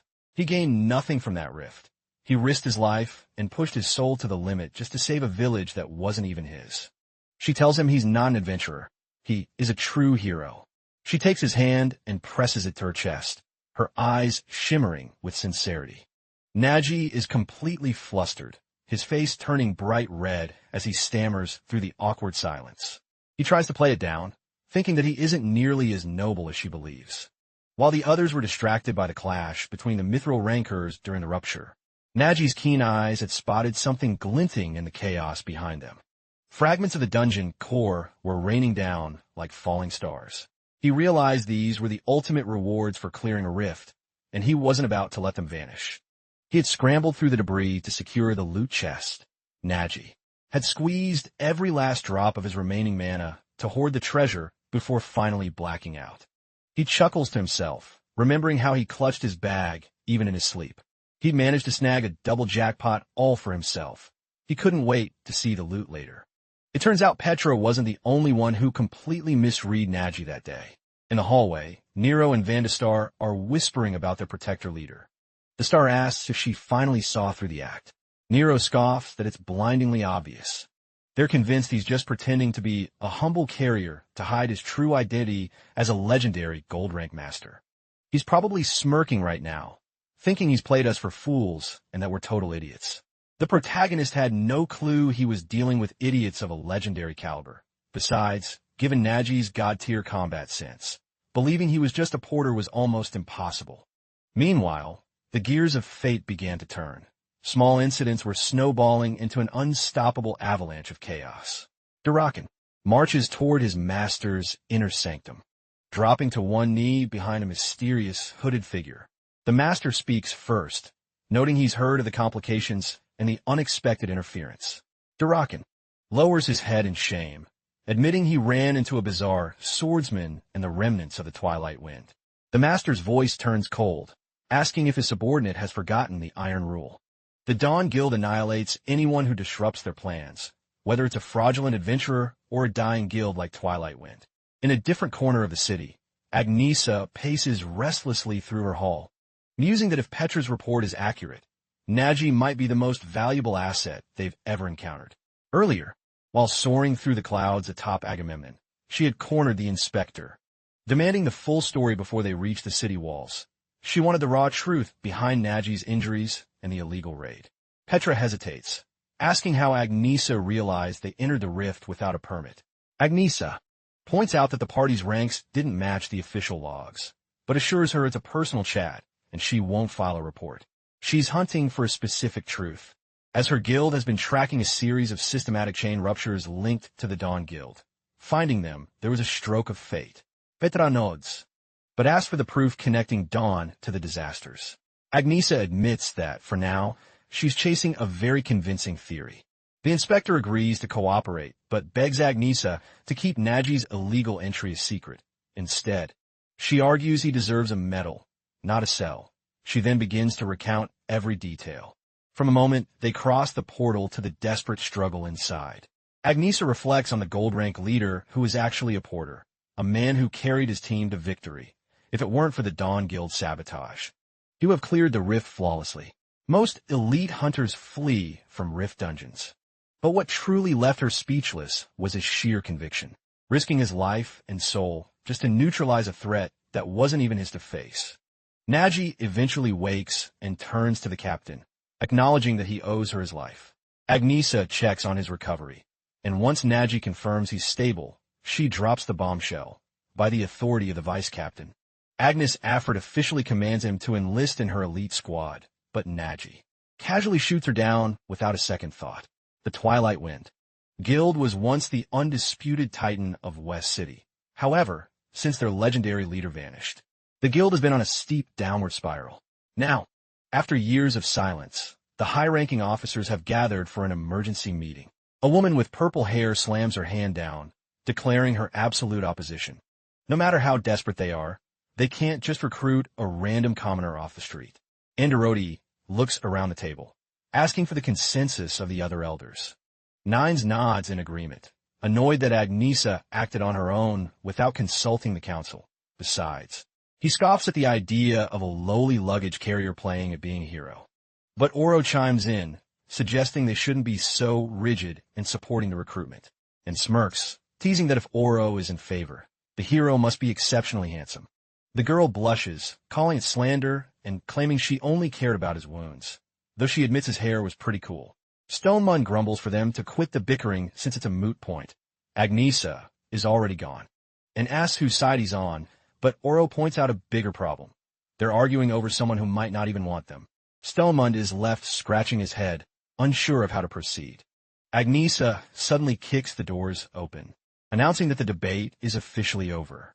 because Nagi has already rejected her offer. The council erupts in shock, unable to believe a porter turned down a top-tier guild. Even Ian is left speechless. Back in his room, Nagi tightens the straps on his pack and secures the bandages on his bruised knuckles, pulling his hair back into a knot as he prepares to move out. He lets out a breath, declaring that he's officially ready for the road. Petra tries to stop him, urging him to heal properly. However, the protagonist tells her that laziness is a harder wound to cure than exhaustion. The inspector sighs, accepting his choice, but asks why he'd walk away from a guild that offers so much protection. Nagi admits the perks are great, but being tied to a guild means being tied to people and their endless drama. And he prefers his life the way it is, simple, quiet, and familiar. Petra respects his freedom and drops the subject, though she warns him. But he's now crossed paths with the Dawn Guild twice. He's on their radar, and a guild shield would be safer. Nagi tells her not to worry. He survived them twice already, and a massive guild won't waste time on a simple porter. Petra nods, announcing she's heading back to the association, as Nagi thanks her for being his only ally in the chaos. She tells him her door is always open if he needs help at headquarters. Nagi keeps a straight face until she leaves. But the moment the door shuts, he breaks into a wide, greedy grin. He rubs his hands together, eager to finally check the rift rewards. He's expecting legendary gear or a mountain of gold. He peers into his spatial bag and calls out for Gula, wondering where the little glutton has crawled off to this time. He suddenly comes eye to eye with the creature. He barks at her for ignoring his call and asks why she's looking so guilty, but Gula just whistles innocently. Nagi demands to see the rift treasure box and asks what's inside, but Gula flatly tells him the box is empty. The protagonist's ears twitch as he hears a strange, scuffling noise coming from the chest. He pauses for a heartbeat, his eyes narrowing, before shoving Gula aside to see for himself, ignoring her frantic attempts to block his view. Nagi flings the lid open, his heart racing with the anticipation of seeing a life-changing treasure.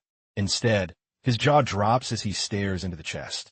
He's completely bewildered by the sight before him. Nagi shouts, asking what these fuzzy puppies, or whatever these baby monsters are doing in his reward box.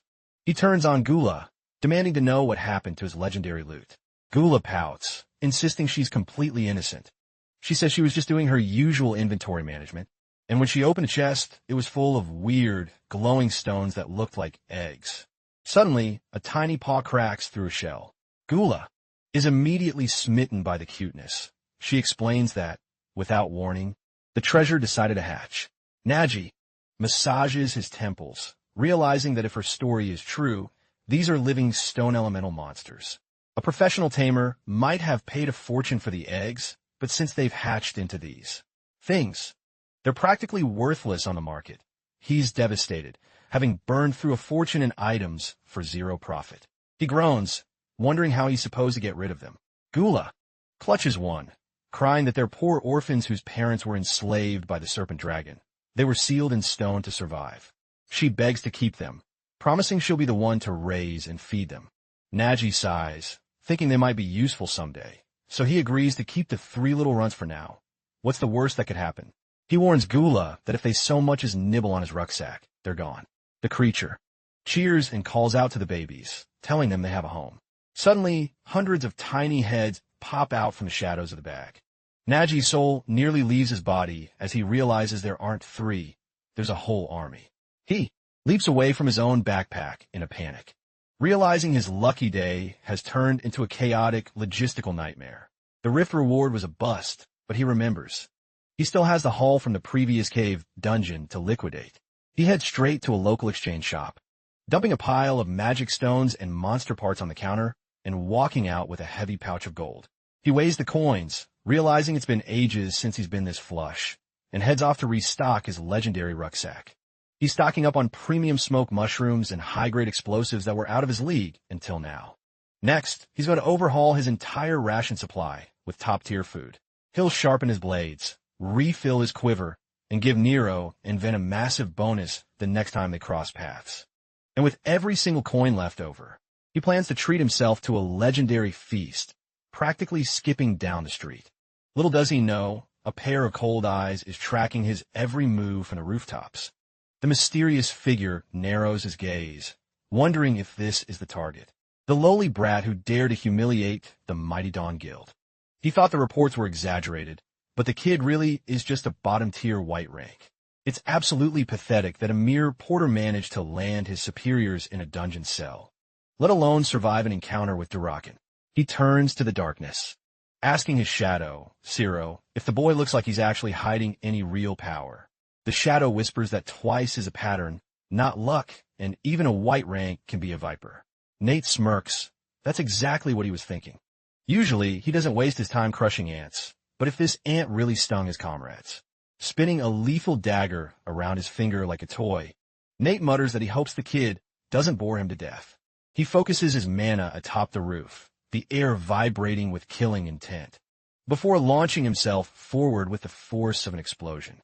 Nagi is enjoying his stroll through the city, completely off guard, until a lethal blade flashes out of nowhere, aiming straight for his throat. Nagi's instincts scream as he catches the glint of steel. The lollipop stick in his mouth is sliced clean in half. With a desperate, lightning-fast tilt, Nagi barely evades a fatal wound. He stumbles back, eyes scanning for his attacker.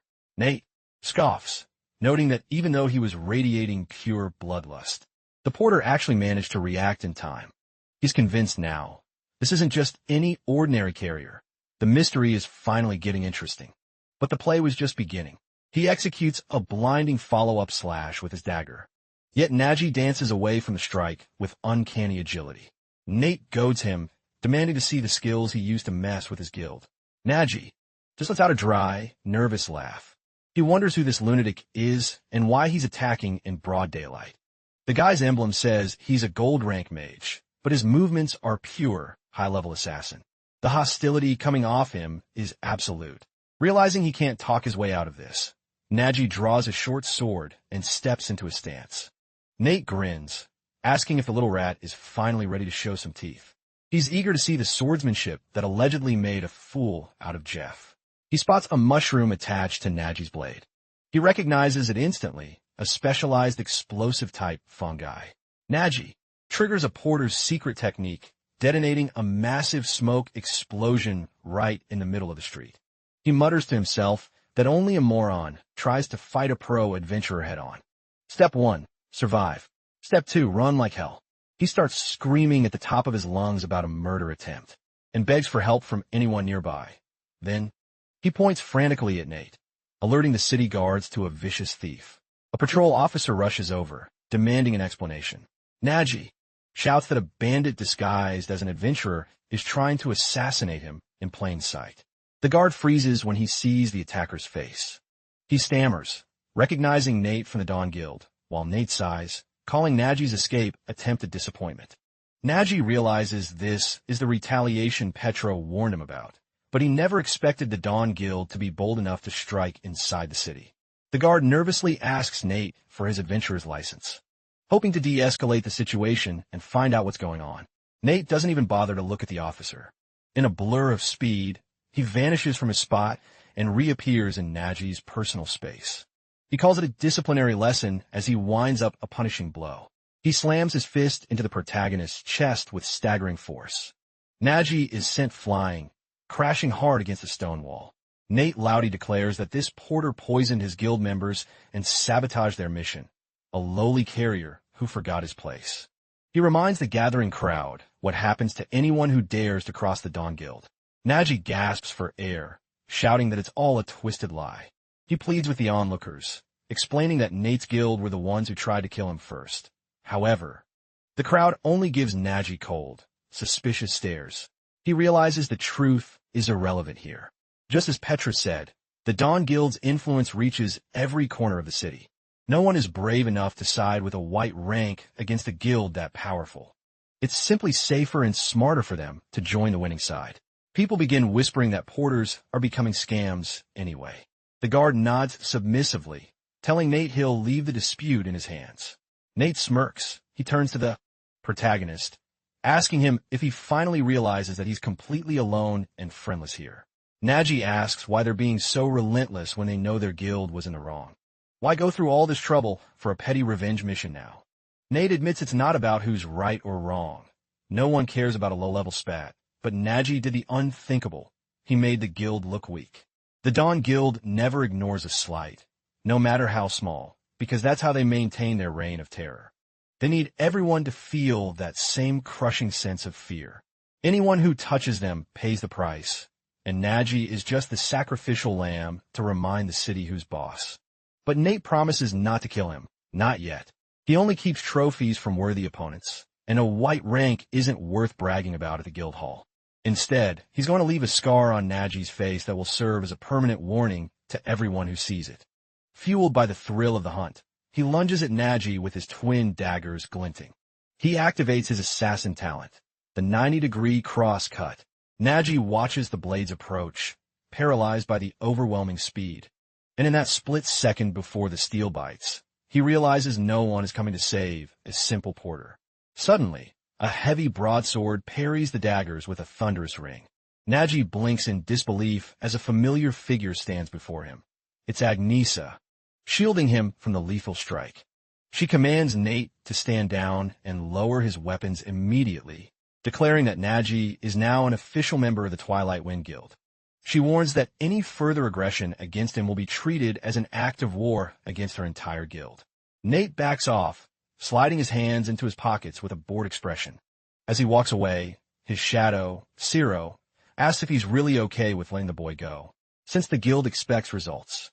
Nate shrugs, saying that fighting Agnesa here wasn't in his contract.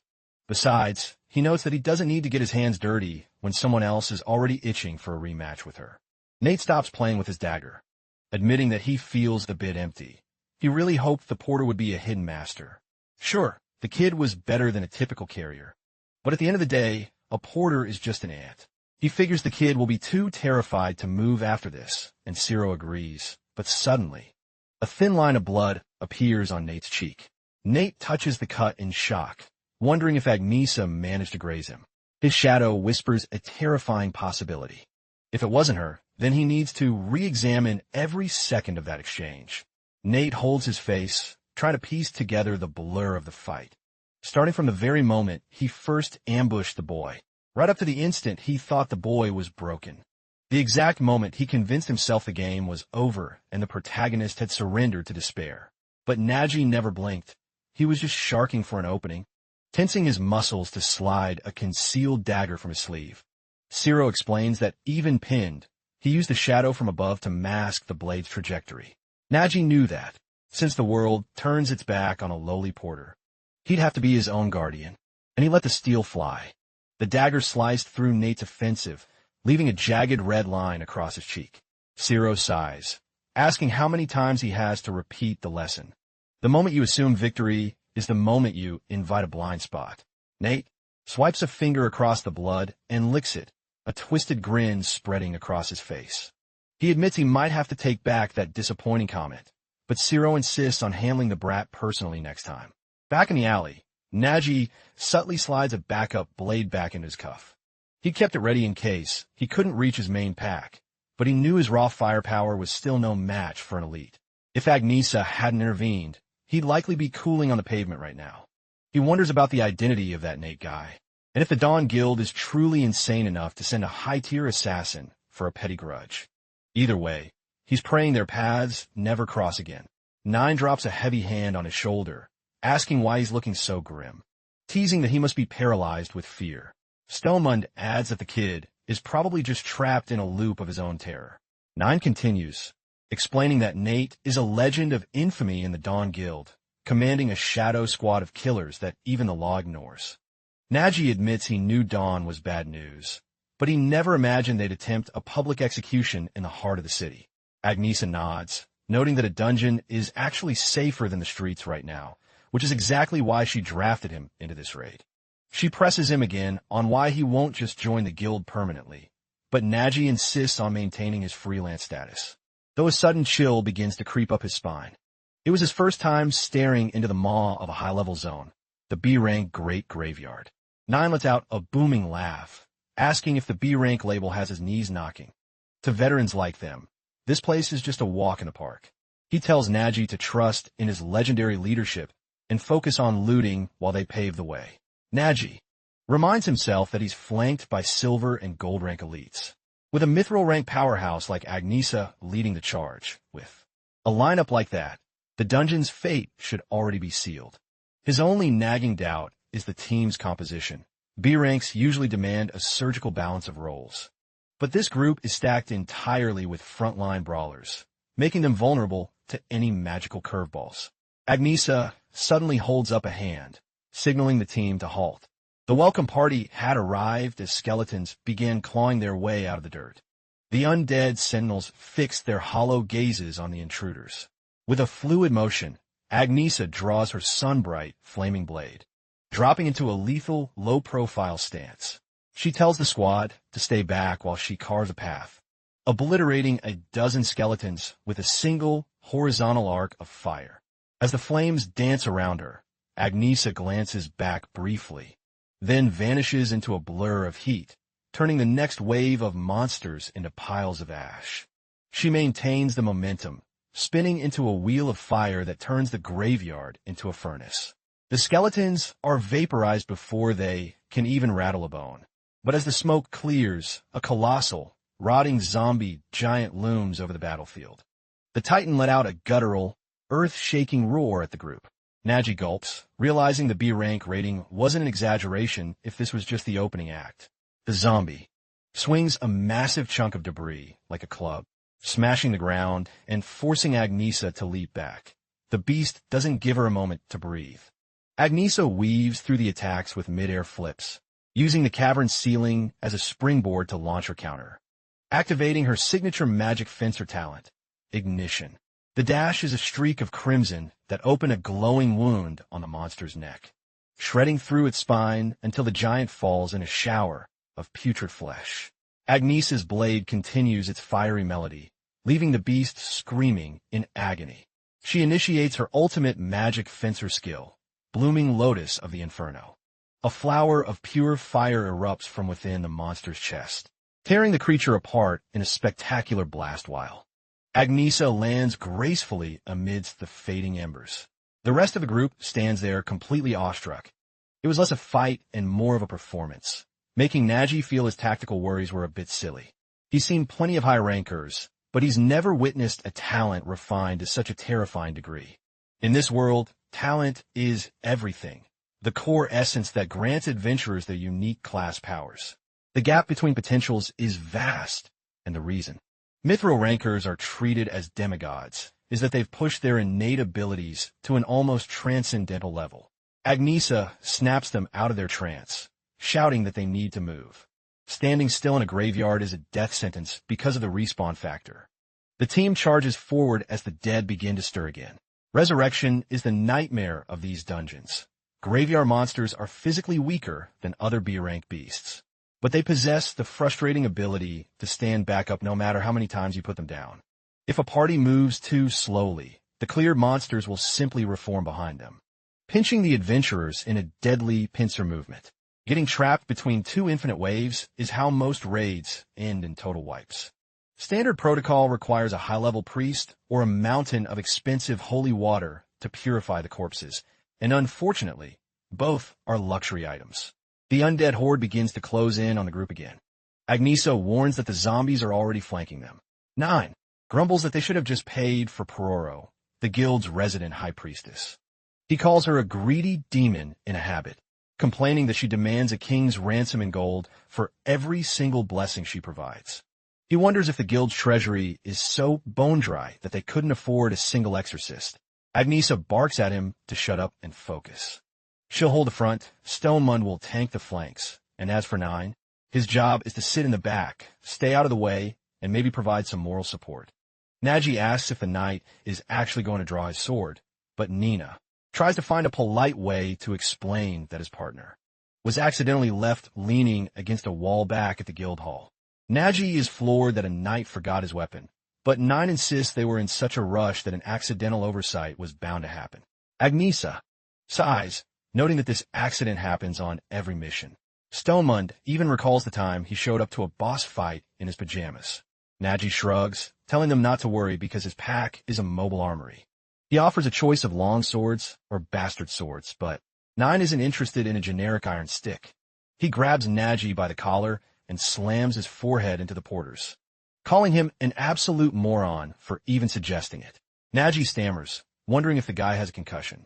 9 bellows that a true knight only bleeds for his one and only soulmate, the sword Elizabeth Iroust. To use any other blade would be a betrayal of his knightly vows. Nagi stares in stunned silence, convinced he's trapped in a dungeon with a lunatic, but Stonemund suddenly cuts in, pointing out a chilling anomaly. The monsters stalking them have suddenly thinned out, and their movement has become sluggish, as if they're losing interest in the living. Agnesa. She instantly pieces together the genius behind the strategy. Looking at the zombies' feet, she sees them riddled with sharp spikes and thick adhesive. She marvels at the sheer volume of tactical attacks he managed to scatter. Nagi shrugs it off, noting that since these monsters respawn indefinitely, brute force isn't enough. The real threat here is getting pincered by resurrected corpses. The trick is to slow their pursuit. He reveals his trap scout skill, utilizing specialized industrial-grade sticky tacks. He explains that he's been covertly seeding the path with them as they ran, knowing that even a minor hindrance becomes a lifesaver in a B-rank gauntlet. Stonemund and Agnesa nod in approval, flatly stating that Nagi is already carrying his weight far better than 9, leaving the knight in a state of comedic shock. The squad pushes deeper into the gloom, grumbling as the sound of bones rattling behind them signals another wave of resurrections.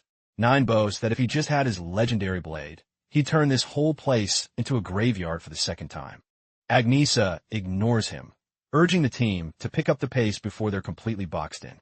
Finally, they spot a faint light marking the end of the claustrophobic tunnel. Agnesa barks an order to Stonemund, and the Bearkin warrior roars his compliance. He activates his signature tank talent, Fortress Shield, summoning a jagged wall of stone and thorns from the cavern floor. The chasing zombies slam headfirst into the barrier, getting impaled and pinned by the shield's retractable spikes. Stonemund grunts that the path is secured for now, but warns that the undead will eventually claw through.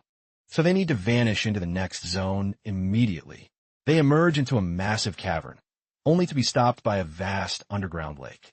9 groans at the watery detour, but Nagi points out a weathered boat conveniently waiting at the shore.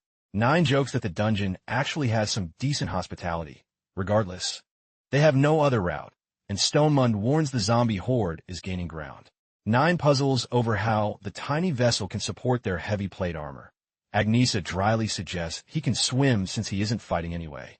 Nagi steps in with a better plan, instructing 9 and Stonemund to strip off their heavy gear. The metallic clatter of armor hitting the shore echoes through the cave. Stripped down to their basics, the 2 warriors prepare to board. Agnesa watches from a distance, but she suddenly lets out a startled shriek, demanding to know why 9 is stripping down to his underwear. The knight simply retorts that he's optimizing weight. The boat pushes off, and the group huddles inside the cramped vessel. 9 bursts into a loud, mocking laugh, teasing Agnesa for screaming like a scared maiden, proving even a mythril rank legend has her limits.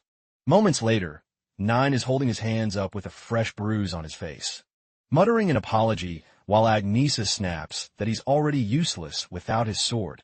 He doesn't need to be a nuisance too. 9 insists that with his blade, he's a one-man army capable of solo clearing this entire zone. Agnesa sighs, pointing out that a sword is worthless if the owner is too scatterbrained to carry it. Nagi ponders the peculiar path of the knight talent. He knows these adventurers create a binding vow to anchor their supernatural abilities. By setting an absolute rule for themselves, they gain a massive boost in power, as long as they never break it. 9's vow dictates he can only wield his soul-bound sword, Elizabeth Iroust. In return, the blade is god tier. Nagi notes that such a rule is a massive liability, which is why most keep their vows secret, but Agnesa groans that 9 is such a loudmouth, that everyone in the city knows his specific restriction. 9 laughs it off, claiming his sword is invincible enough to make secrets irrelevant. Agnesa dismisses him as a hopeless idiot and turns her attention back to Nagi. She admits she's heard rumors about his bottomless backpack and is shocked that items simply vanish inside, but Nagi clarifies that weight is the real issue. He explains that while it shrinks items down to a fraction of their size, the mass is still there, though even their heavy armor now weighs less than a pebble thanks to the compression. Stonemund admits the bag is far more impressive than Nine's missing sword, especially since the enchanted bread Nagi provided earlier was a masterpiece of survival cooking. Nine agrees, noting that even the fierce Agnesa was stuffing her face while she was busy slicing through the undead. Agnesa blushes and barks that she didn't have a choice. She was the only one actually working while they played tourists. Nagi suddenly signals for silence, warning them that the real trap is about to spring. Agnesa stares in disbelief as dozens of skeletal longships emerge from the darkness, surrounding their small boat. Armored skeletons on the enemy vessels ready their bows for a volley. This was the lake's true guardian force. Nagi realizes the dungeon designers intended to drown any adventurer bold enough to cross, and Agnesa agrees they're in a lethal disadvantage. Nine complains about falling for such an obvious trap, but the captain snaps that they had no other path. It was a calculated risk, but the odds are looking grim. She's the only combatant, and if she jumps to intercept, their own boat will be turned into a pincushion for arrows. Nagi tells her to hold her fire and stay on board, arguing that a direct naval battle is suicide for them. Instead, they're going to blitz through. Agnesa asks if he's planning to use the backpack as a ram, and Nagi nods, telling everyone to brace themselves for a rough ride.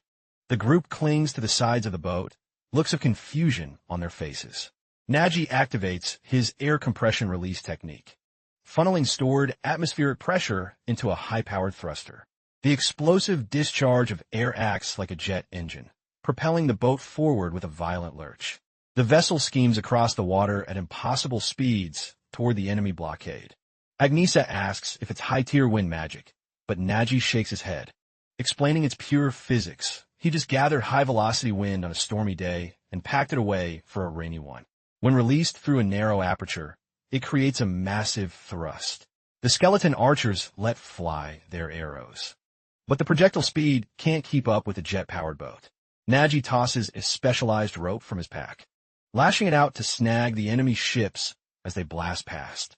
The sudden momentum flip causes the skeletal vessels to capsize and shatter. Agnesa screams for him to look ahead. The zombies have constructed a massive wooden barrier to block the exit. It's a checkmate move designed to stop their momentum and leave them sitting ducks. Agnesa readies her blade, preparing a desperate strike to smash through. Nagi tells her to save her mana for a moment. He's going to provide the wind if she provides the fire for a combined elemental assault. Agnesa catches his drift instantly and focuses her aura into her blade. Nagi prepares the final high-pressure air burst. They unleash their secret synergy technique, Crimson Fire Wave. A colossal vortex of flame and air roars toward the wooden barricade. The zombies behind the wall can only watch in terror as the inferno approaches. The barrier is incinerated and blasted apart in a shower of burning splinters. The explosion clears the way, and the group sails through the flaming wreckage. Agnesa stands at the prow, sword still glowing, as the team finally reaches solid ground. The boat finally splinters apart upon impact. Nagi checks the group, breathless from the near-death experience. Agnesa looks up at the massive, ominous doors ahead. She declares that the boss chamber is right in front of them. Before them stands a gargantuan fortress buried within the tomb, a masterpiece of architectural dread. Nine mutters that this is way past a B-rank difficulty level, and Stonemund agrees. Any average party would have been wiped out by now. The knight grumbles about the guild's habit of picking the most brutal dungeons instead of high-profit ones, but Agnesa sharply reminds him it's their duty. Stonemund admits it's a rough start for a rookie, but they specialize in clearing the zones everyone else fears. Nagi simply shrugs, ready for work. Agnesa warns that even a B-rank, dropping your guard for a second is a death sentence, especially with the high-tier bosses lurking here.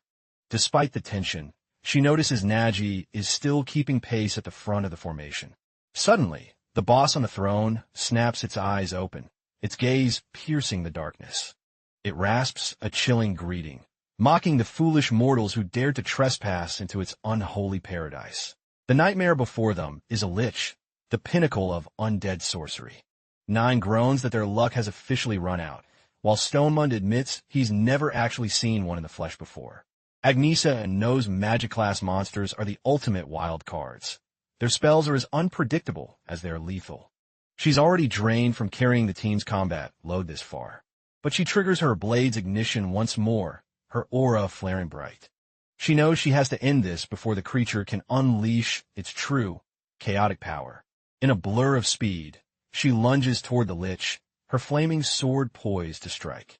While most zombies are mindless beasts that charge blindly, the lich is a calculating predator, a cold intellect that has transcended the limits of mortal life.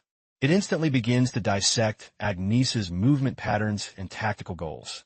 It realizes she's shielding the weaklings behind her and immediately identifies the perfect counter-strategy. Agnesa's blade cleaves through the air, but the throne is already empty, a phantom strike. She scans the room for the monster, only for the lich to reappear behind her, utilizing high-tier blink magic to reposition instantly. It sneers at the group, commanding the feeble beings to kneel and serve as its eternal slaves. Nagi is paralyzed by the sheer weight of the lich's oppressive mana, but Agnesa bellows for them to scatter, throwing herself into the line of fire to tank the incoming curse. Nagi realizes they've just hit the absolute worst-case scenario. The lich's mind control magic has taken hold, turning Agnesa into a puppet of the undead. 9 tells Stone to grab Nagi and haul ass. The others ask if he's crazy. He can't possibly hold off a possessed Agnesa alone, but 9 just glares back, his usual joking tone replaced by a grim resolve. He declares that a true knight never shows his back to an enemy on the battlefield. Even in this life-or-death moment, Nagi has to admit the guy sounds incredibly cool. 9 reasons that as powerful as Agnesa is, she's pushed her limits to the breaking point. She carried the entire raid on her back up to this point. She's running on fumes. He figures he might actually stand a chance at subduing her. Possessed Agnesa unleashes a monstrous ignition, charging forward in a vortex of violent, flickering flames. 9 tries to brace himself, but the sheer force of the impact catches him completely off guard. He lets out a yell as he's sent tumbling backward, panicked by the relentless speed of her strikes. He wonders how on earth she still has enough energy to fight like a literal goddess of war, barely managing to evade her lethal swings by a hair's breadth. He sees Agnesa lunging for his throat once again. 9 roars his oath one more time about never turning back, scrambling to his feet, only to immediately sprint in the opposite direction. Stonemund and Nagi have already retreated outside the main castle walls. They reach the shore, searching for a way out, when 9 appears over the horizon, screaming for them to wait for him. Nagi asks what happened to his knight's resolve, but 9 shouts that he was just kidding. Stopping a berserk Agnesa is a suicide mission.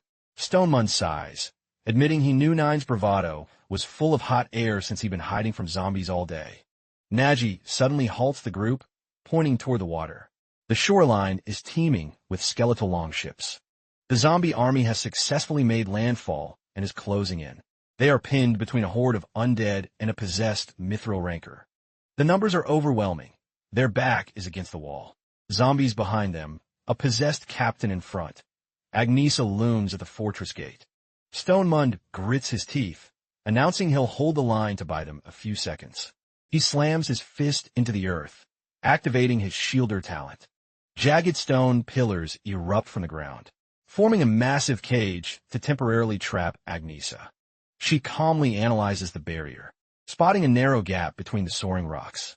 She launches herself into the air with incredible power, using the very pillars meant to trap her as stepping stones, gracefully soaring toward her targets.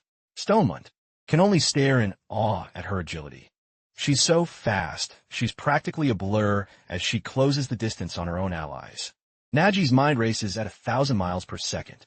He needs a way to distract or stall Agnesa's assault, even if it's just for a moment. It has to be something high value, though a simple parlor trick won't fool a veteran like her twice. He reaches into his infinite rucksack and hurls an object with all his might, praying his theory is right. Agnesa charges in, but the scent of the flying object suddenly breaks her focus. Her eyes follow the arc of the projectile, and Nagi executes his specialized porter's food capture maneuver. She instinctively leaps over the rubble to catch a sugar-coated donut in midair, muttering with delight that she captured the prize. Nagi cheers. His plan worked. Even under mind control, her obsession with his cooking is too strong to resist. But he warns the laughing Nine that this distraction won't last more than a few seconds, and they need to find a secure bunker inside the fortress immediately. Nagi gasps for breath, noting that Agnesa has stopped her pursuit for now, but the zombies are already scaling the cliffs. The undead are regrouping to storm the interior of the fort. They desperately need a counter-strategy, but Nine admits they're in a corner. Agnesa is being fueled by the lich's dark essence. She should be out of mana, but by feeding on the lich's energy, her flames have turned to sinister, corrupted black. Nine scoffs that if it weren't for the infinite mana buff, he totally would have taken her. He looks around the room they've stumbled into, wondering where they are. Looking at the gleaming weapon racks, he assumes it's the castle's armory. Nagi shakes his head. These aren't cheap zombie weapons. This place is far more personal. He realizes they've walked into the lich's trophy room. The others look at him, confused.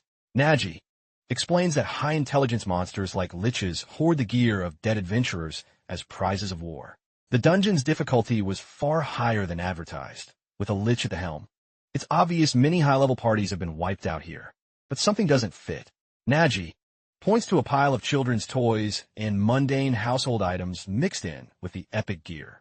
Stonemun's face pales as he remembers a dark rumor.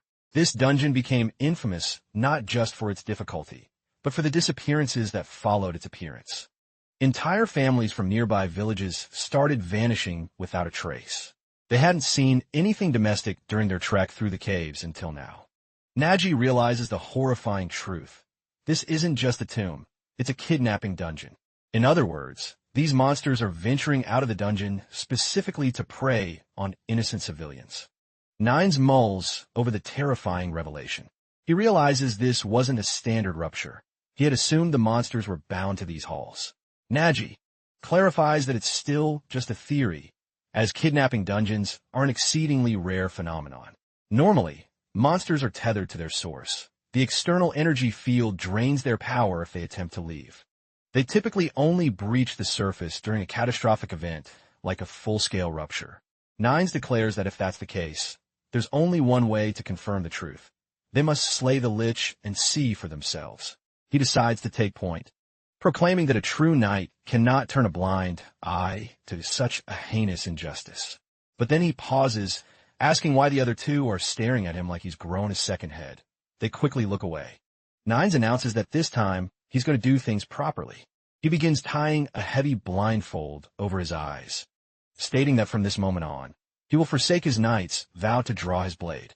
Nagi worries about the backlash and asks if he'll be okay, but Nines just shrugs. Since it's a personal oath, the price is his own to pay. Regardless, he knows if he can land one clean strike on that lich, the mental shackle over Agnesa will shatter. Stone Mund asks for the plan to get their blindfolded hero within striking distance. Nagi turns to Nines, asking if he's truly certain he can pull this off if they guide him to the lich. Can he actually deliver the finishing blow? Nines scoffs, saying that's the wrong question to ask. If their theory about the kidnappings is right, failure isn't an option. Rather, it's a duty he is bound to fulfill. Nagi nods in respect and prepares to act as the knight's eyes. Stoneman points out the obvious flaw. They're currently facing down an entire undead battalion. To reach the lich, they'd have to survive Agnesa's wrath and carve through a sea of rotting soldiers.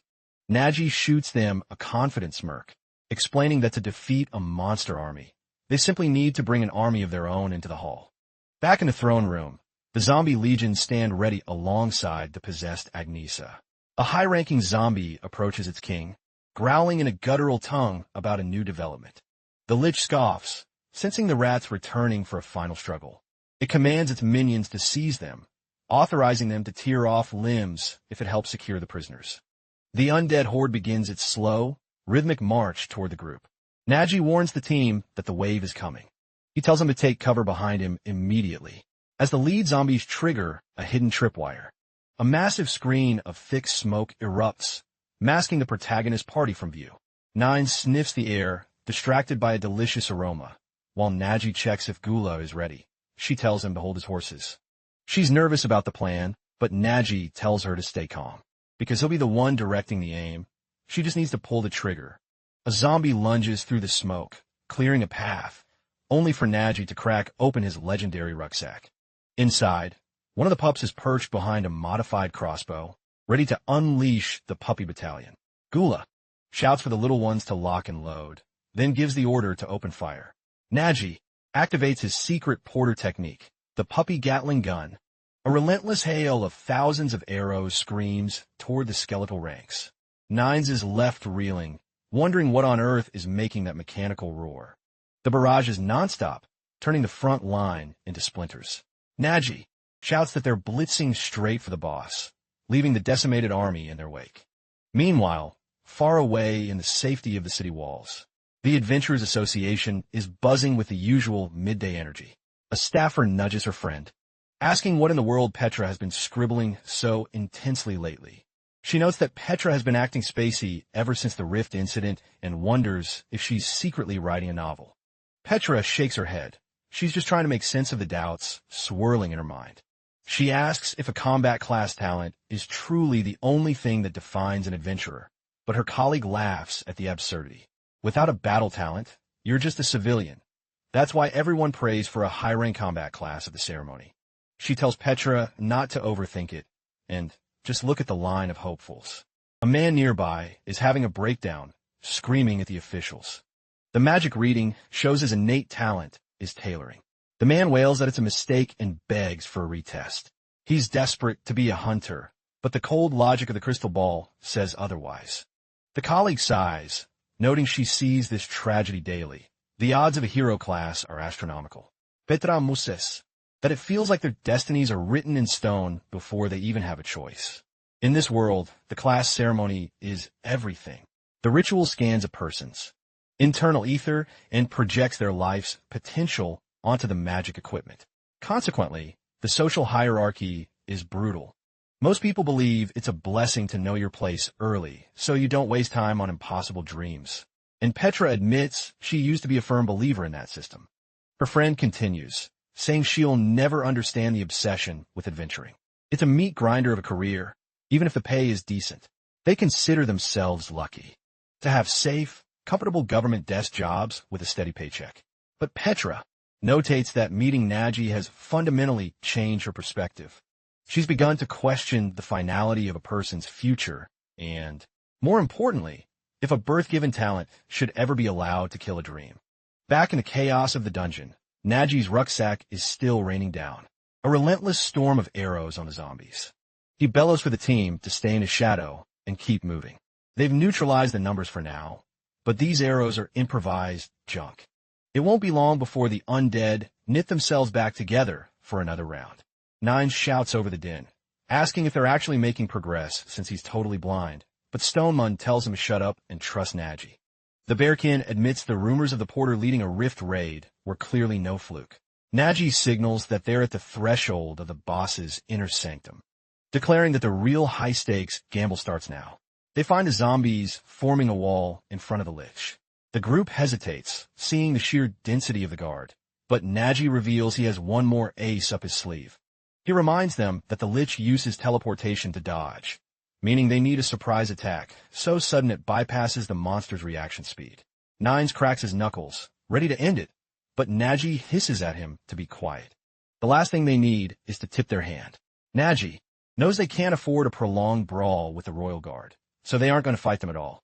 They don't need to clear the room. They just need to reach the throne. He notches an arrow tipped with a specialized explosive mushroom and aims for the grand chandelier hanging above the hall. Nagi knows that victory isn't about strength. It's about exploiting perception. Zombies are primitive creatures that rely far more on their sense of smell than their rotting eyes.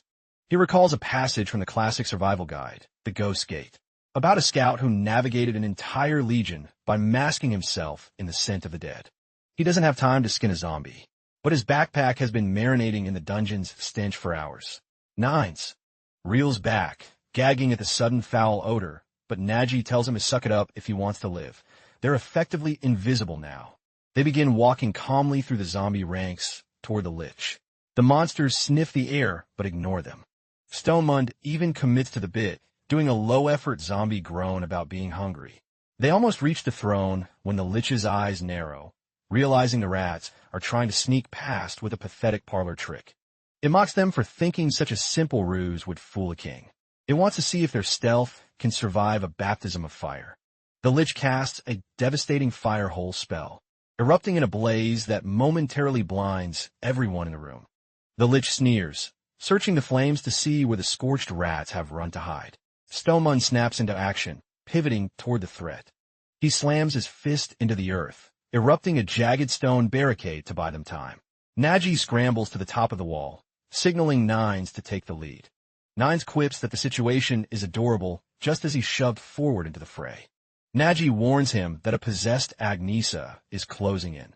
He prepares to hurl his specialized bread, to exploit her instincts and create a split-second opening for Nine's final gambit. The knight nods grimly, his knuckles whitening as he grips his colossal blade. He's betting everything on a single, soul-shattering strike fueled by his knight talent. The lich attempts to blink away, but Nines roars that there's no escape, his blade glowing with enough power to cleave through both magic and bone alike. Suddenly, a heavy boot connects squarely with his jaw. Agnesa delivers a brutal mid-air kick, sending the knight sprawling. The group is baffled. The distraction failed. They wonder why. Agnesa didn't take the bait this time. The answer was painfully simple. Agnesa was already stuffed. Stonemund dryly points out she's been stress-eating Nagi's snacks all through the dungeon. Nagi yells that the window hasn't closed yet and urges Nines to rally for one last charge.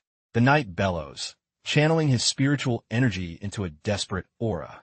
A spectral manifestation looms over him, declaring he has strayed from his path and invited shadow. The judgment of the vow manifests, binding Nines in ethereal, crushing chains. Nagi screams for his friend to move, warning him to dodge as the lich's elite guardians descend upon them. Stoneman grunts, reinforcing the position with another massive slab of rock. The undead begin swarming the barrier like famished insects. Nagi slides down the stone face to regroup with his battered allies. Stonemund warns that his mana is redlining. The wall won't last 5 minutes, and they're officially out of ideas. Meanwhile, at the association, the blue-haired clerk explains the harsh reality of ether. She tells Petra that while many dream of the hunter life, the wall between them is biological. Only those born with combat tier talents can actually refine and circulate ether in their veins. A normal person might take down a stray goblin with enough training, but standing before a dungeon boss without ether is a death sentence. She dismisses the idea of a talentless adventurer as a fantasy, just as Nagi finds himself staring down the lich's skeletal grin. A magical blast rocks the floor. Nine shouts for Nagi to save himself and run.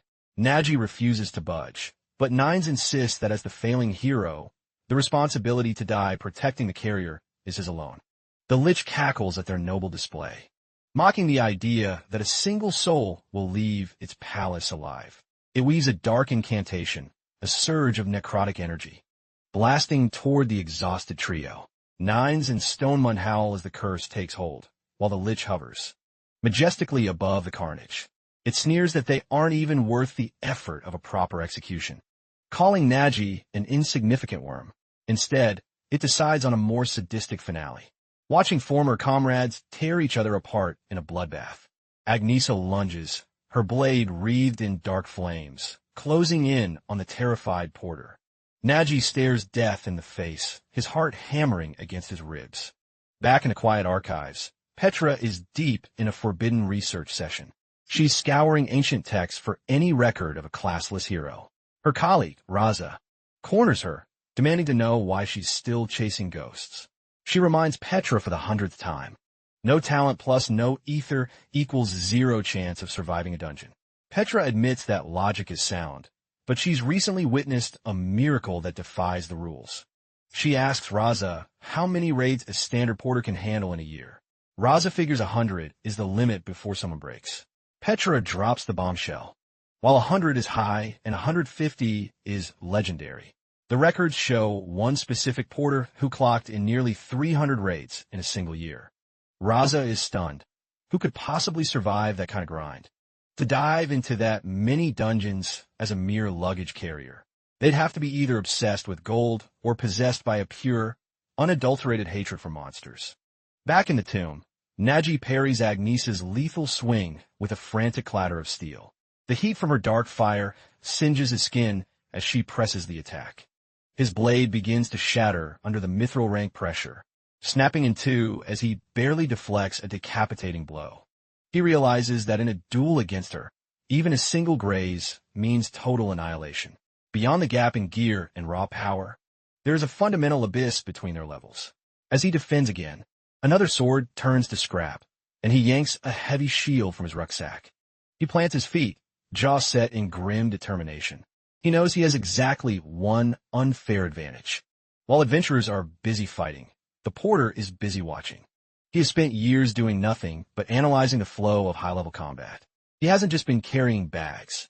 He's been downloading every movement.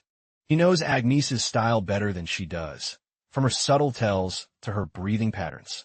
Every one of her sequences starts with a specific sheath ignition flicker. But even with that data, her speed is a blur. Purely reacting to a mithril rancor is a losing game. Agnesa raises her blade high, the air vibrating with mana. Nagi calculates the window. She strikes every 2 milliseconds. If he waits for her to move, he's already dead. He parries 2 more blows, realizing he has to predict the future, foreseeing her rhythm and moving before her muscles even twitch. She's pushing his reaction speed to its absolute breaking point, and he wonders if an unawakened human can actually transcend this limit. He realizes he actually owes Durakan a thank you, because surviving that monster's punch calibrated his senses to mithril speed. But staying on the defensive is just a slow way to die. The stalemate has to end now. There are only 2 paths to survival. Assassinate the lich mid-spell, or hit Agnesa hard enough to snap the mind control. The second option is his only bet, assuming he can even touch her. He tries an axe, but his standard steel is like tofu against her enchanted flames. It's instantly rebuffed, shattered, and tossed aside like trash. Nagi realizes conventional weapons are useless. Her aura will melt anything he holds. He considers a spear for the reach advantage, but she closes the gap in a flash of obsidian fire. Another weapon is invalidated and broken instantly. Against magic that hits like a dragon's breath, distance is an illusion. His only move is to keep throwing everything he has until the math changes. He roars for Gula to dump the entire contents of the armory out of the bag. A literal mountain of weapons erupts into the air, raining down around them. Nagi charges into the storm, a sword in each hand, ready to gamble it all. His hands move in a blur of impossible velocity. He parries another of Agnesa's lethal swings, but yet another blade shatters in his grip. Nagi flickers like a ghost, reappearing directly behind her. He snatches a discarded, long sword buried in the dirt without breaking stride. With a calm focus, he deflects her follow-up with effortless precision. Yet the overwhelming inferno of her wheel of fire relentlessly pursues him. His makeshift arsenal is being decimated, one weapon at a time. Nagi lunges forward with a jagged dagger, clashing against her enchanted steel, slowly but surely. The cracks begin to spread across her flaming blade. Nagi realizes that even her high-tier gear is reaching its thermal limit, and he only needs to survive for a few more seconds. He grabs a pair of twin swords, dual-wielding them with grim resolve. Sensing that the climax of this desperate duel is finally at hand, he unleashes a frantic storm of steel, pressuring Agnesa. Without a moment's respite, meeting every one of her strikes with a perfect parry, their eyes lock in a cold, silent gaze as they exchange another blinding flurry of blows. The cavern echoes with the sound of a sword dance where weapons are sacrificed every few heartbeats. Agnesa centers her stance, her aura flaring to its peak. She ignites her ultimate technique, the fire flower. Nagi emerges from the searing blast, his skin scorched and his armor smoldering, cursing the fact that his body reached its limit just before her blade could snap. The possessed captain lunges, delivering a bone-shattering kick. Nagi's exhausted muscles finally fail him, and he is sent hurtling through the air like a rag doll. He hits the ground with a cry of agony that echoes through the hall. The lich watches the carnage from its throne, cackling with dark delight. It mocks the fallen porter, admitting he was far more entertaining than the trash adventurers who usually die in these halls. It declares him a worthy sacrifice, promising that with his soul, its dungeon will expand and consume the entire kingdom. It thanks Nagi for the power that will allow it to resurrect its ancient, bloody empire. Nearby, the last of Nagi's broken weapons clatter uselessly onto the stone floor. He remains on his knees, his strength completely drained and his vision fading. He realizes a monster of this caliber reaching the surface would be a global catastrophe. He cannot let it leave. He vows that this dungeon will be the final resting place for every monster inside. He asks Gula for a status report on his gear. She whispers that only one blade remains. Nagi unsheaths the final sword, knowing he has exactly one opening left to change fate. He searches for a strategy, a trick, a miracle. But eventually, he simply closes his eyes, finding a strange peace amidst the total crisis. As he slips into a momentary trance, his consciousness drifts back to the very core of his obsession with the abyss. On the day the dungeons took everything from him, Nagi swore a blood oath to erase them from the face of the earth. He remembers a man telling him a porter was nothing, urging him to quit. However, even then his eyes burned with a fire that refused to go out. As the world says, you cannot be a hunter without a talent. But Nagi understood one fundamental truth. Adventurers exist to kill monsters. What if a man appeared who could kill the adventurers themselves? It was a madman's dream, but not an impossibility if he dedicated his entire life to one single thing. He could master a technique that transcended the system. Trying to learn everything would make him a jack of all trades and master of none. So he focused on perfecting a single, absolute strike that condensed all his vitality. He believed that one singular, perfect moment could bridge the gap between human and hero. For years, Nagi bled and sweated, practicing the same swing until his hands were raw. But no matter the effort, the invisible wall of the talent system remained unyielding. It was a mountain he could never hope to climb with normal means. Yet, he never stopped, and perhaps that tireless repetition was his true talent. Even unconscious, his body shifts into the perfect stance he has practiced a million times. The air begins to hum as his hand finds the hilt, preparing to draw. Lacking a traditional scabbard, he uses the edge of his magic rucksack to create the necessary friction. The lich commands him to rejoice, promising him an eternity of undead servitude. It tells him to shed the burden of his weak, mortal flesh. Agnesa strikes with a black flame arc. In this world, without a talent, a person is supposedly destined to stay in the shadows. Without ether, a blade shouldn't even be able to scratch a boss. Yet, as Nagi moves, his sword ignites with a brilliant, freezing blue energy. Nagi's mind screams that the system doesn't get to decide his worth. He unleashes a draw cut with the weight of every failure behind it. Agnesa's flaming blade is sliced clean in two. The shockwave doesn't stop, surging toward the lich with terminal velocity. The monster can only stare in mute horror as death approaches. The entertainment ends in an instant as the lich's world spins and tilts, realizing too late that its head has been separated from its shoulders. In that moment, Nagi didn't understand the magnitude of his feat. But that single strike had just cut through the divine law, separating the gifted from the talentless. In the chronicles of the future, this technique would become a legend. The strike that shatters fate, Azran's Godspeed draw. Dungeons are still erupting across the globe.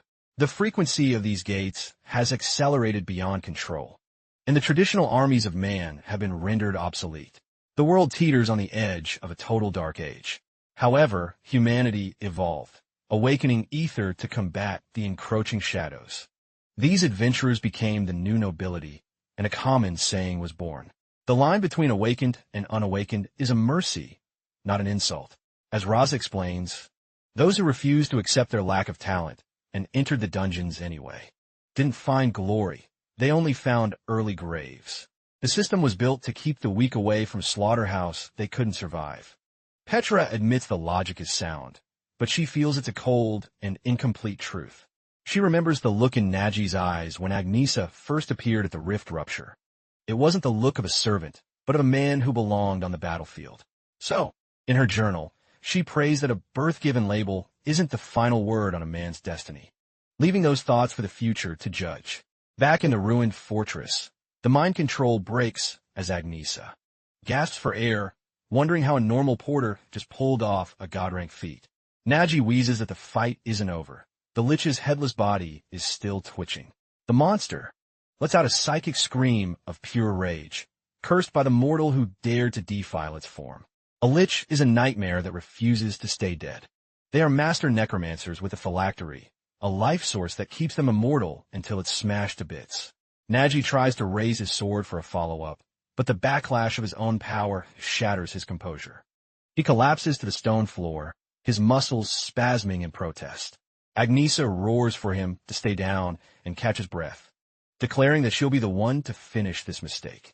The lich weaves a desperate, dark spell, daring the human pest to approach. Agnesa charges, weaving through the necrotic bolts with a warrior's grace. She knows there are only two paths to ending a lich's reign of terror. Either locate and shatter its hidden phylactery, or grind its physical form down until its necrotic mana is completely drained. The lich shrieks that her efforts are futile, because its existence is eternal and beyond death. Agnesa closes the distance, a cold smirk on her face, noting that the creature is funneling every drop of mana into its physical shell just to stay upright, which is no different from screaming its own weakness to the world. And by tracing that massive surge of spiritual energy, she was able to pinpoint the exact location of its life source. The very throne it sat upon was its anchor. The lich's voice cracks as it pleads with the madwoman to halt her blade. But Agnesa is already airborne, her ignition flaring like a supernova, as she descends to cleave the cursed throne into splinters.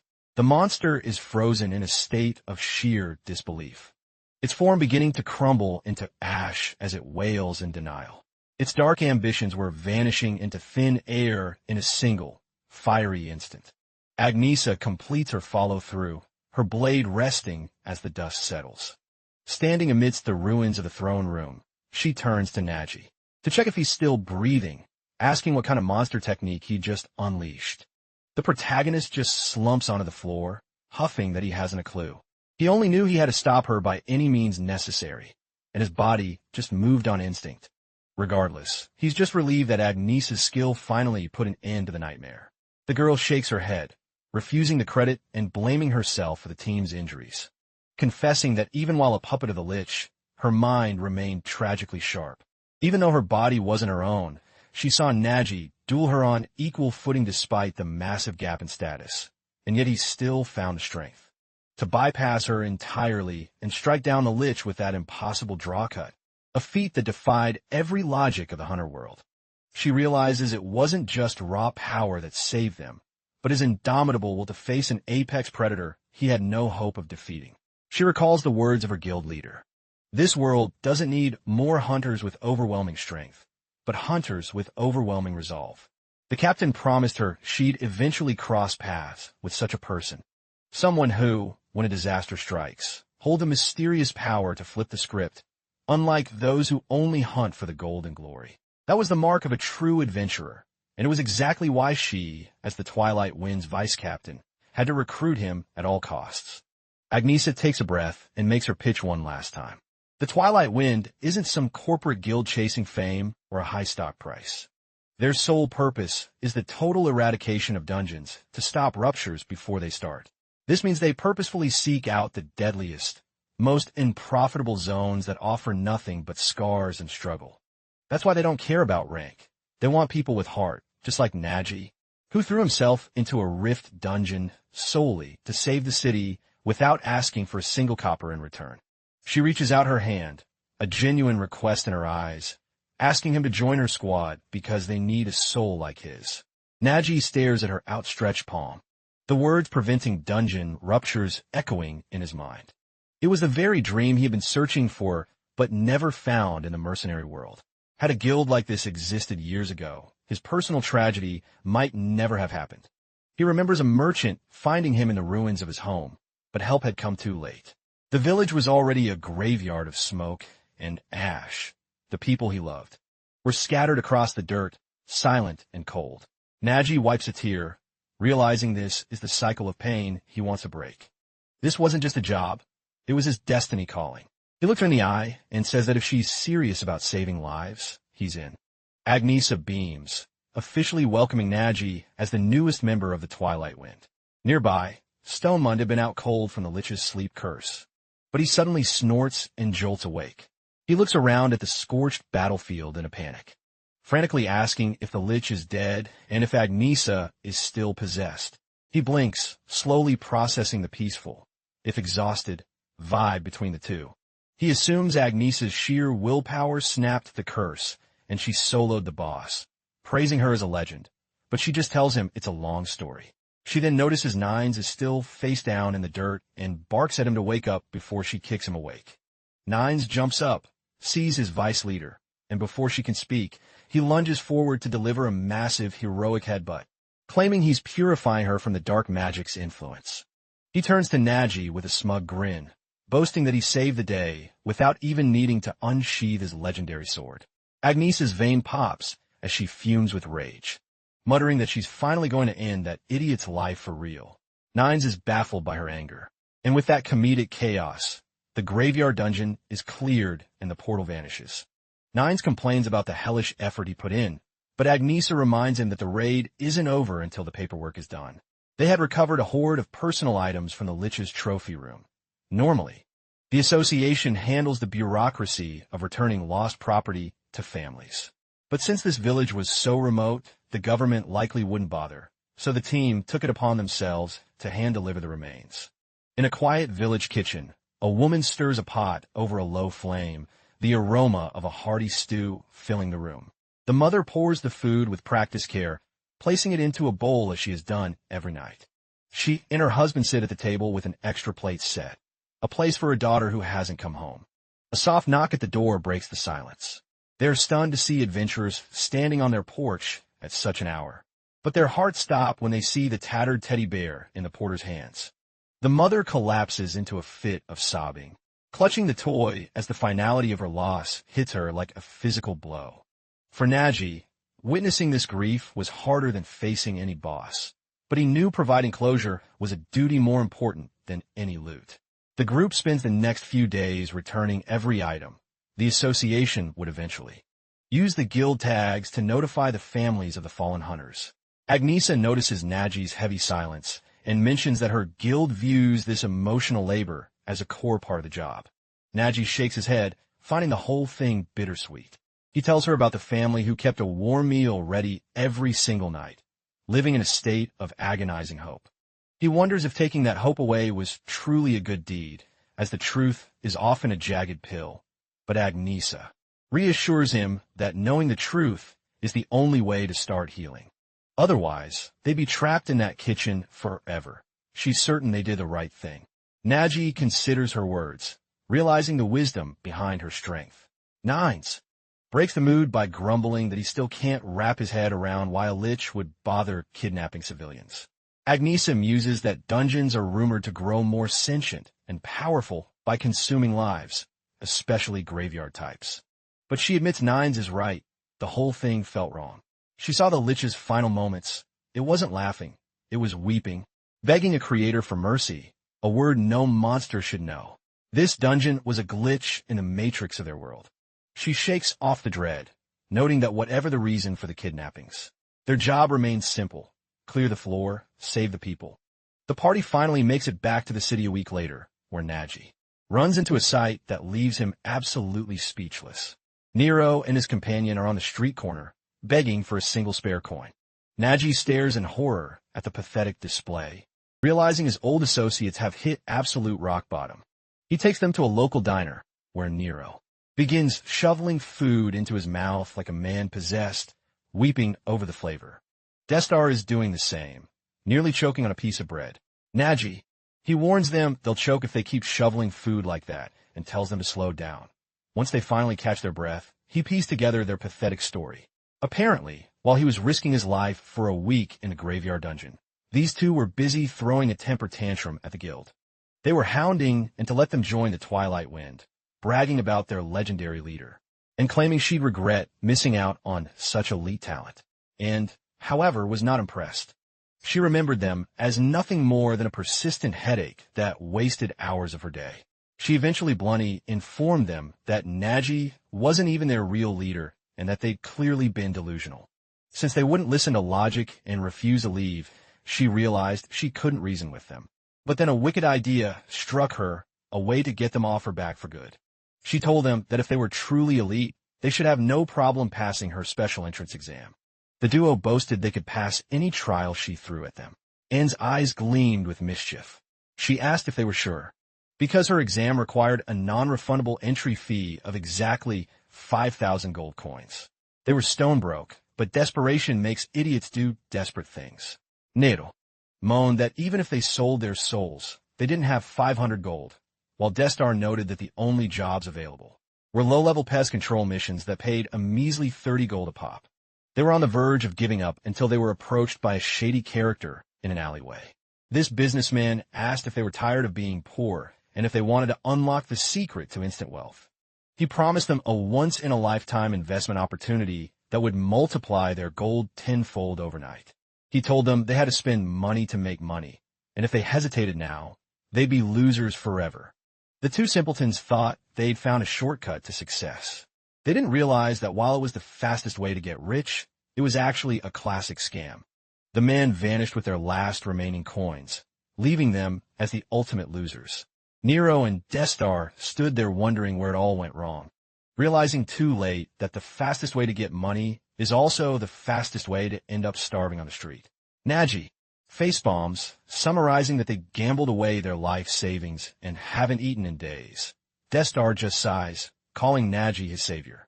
The protagonist muses that while adventurers are known for being stubborn, these two are a special breed of stupid. Since that exam was clearly just Anne's way of tricking them into leaving her alone. Destar mentions he heard the vice captain herself invited Nagi to join, and Nagi reveals that he actually accepted the offer. The blonde's eyes go wide as he begs Nagi to pull some strings and get them in two. Nagi tells them to hold on a second. This was their test, and if they don't overcome it through their own merit, it doesn't count. But looking at Nero's puppy dog eyes, he knows they're hopeless and clearly need a professional's touch. Nagi weighs his options. His entire arsenal was trashed in the last raid, and he's currently hemorrhaging gold for repairs. He realizes he has the perfect plan to kill two birds with one stone. He decides to check for a specific type of dungeon, telling the duo that if they want that gold, they better start following his lead.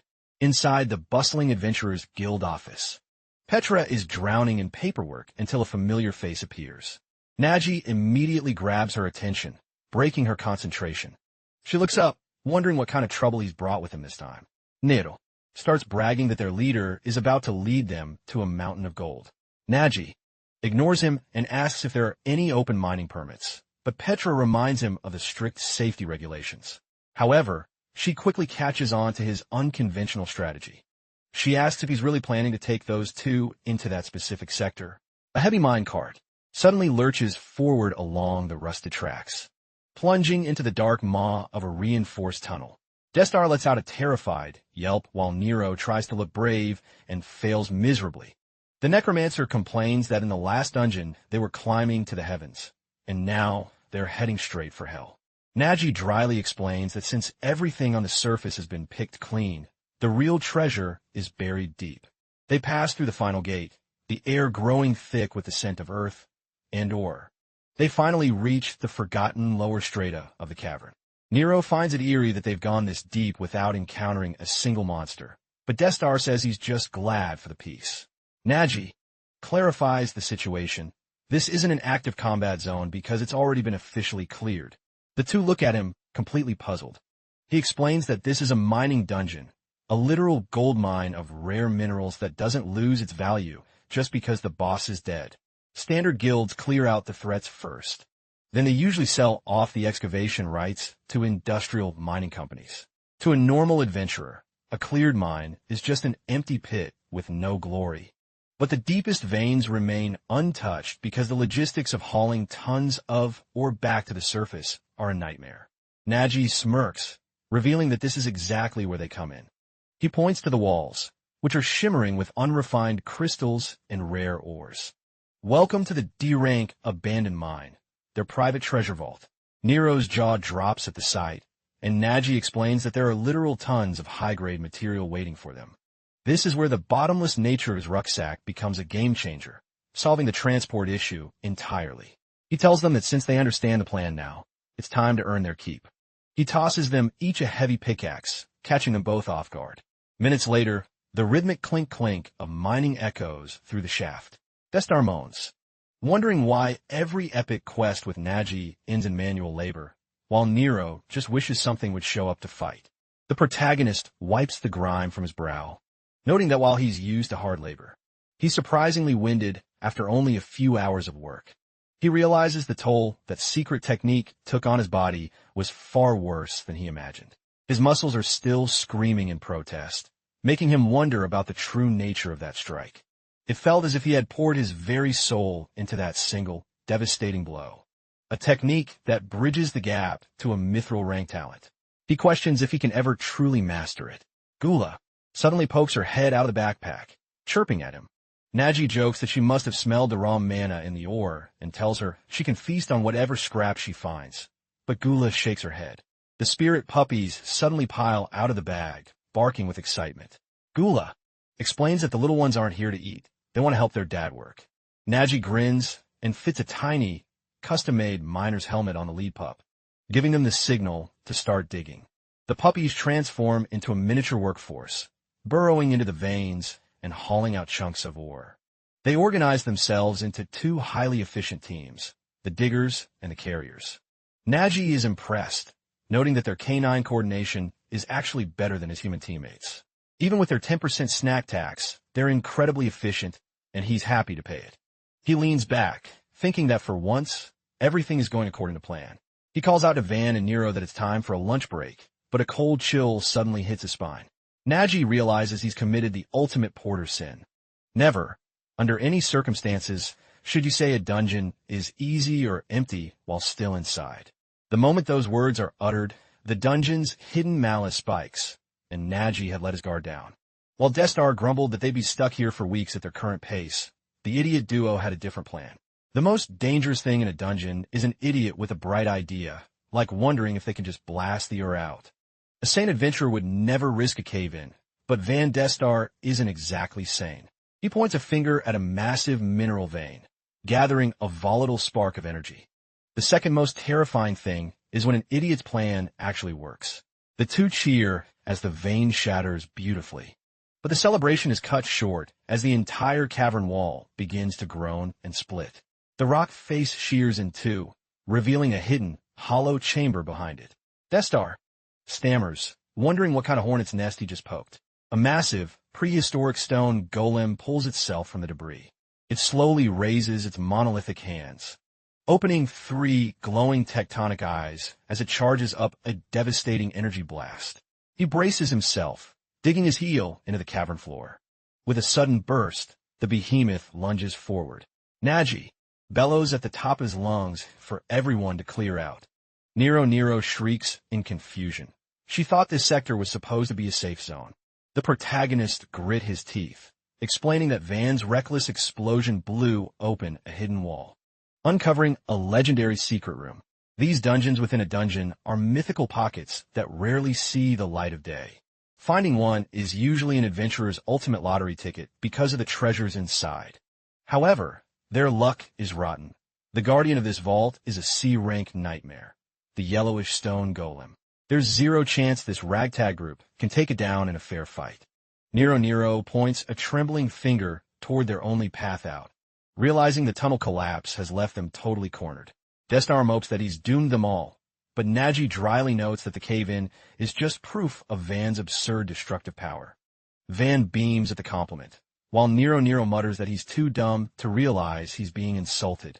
Gula pops her head out and tells Nagi to leave the heavy lifting to her.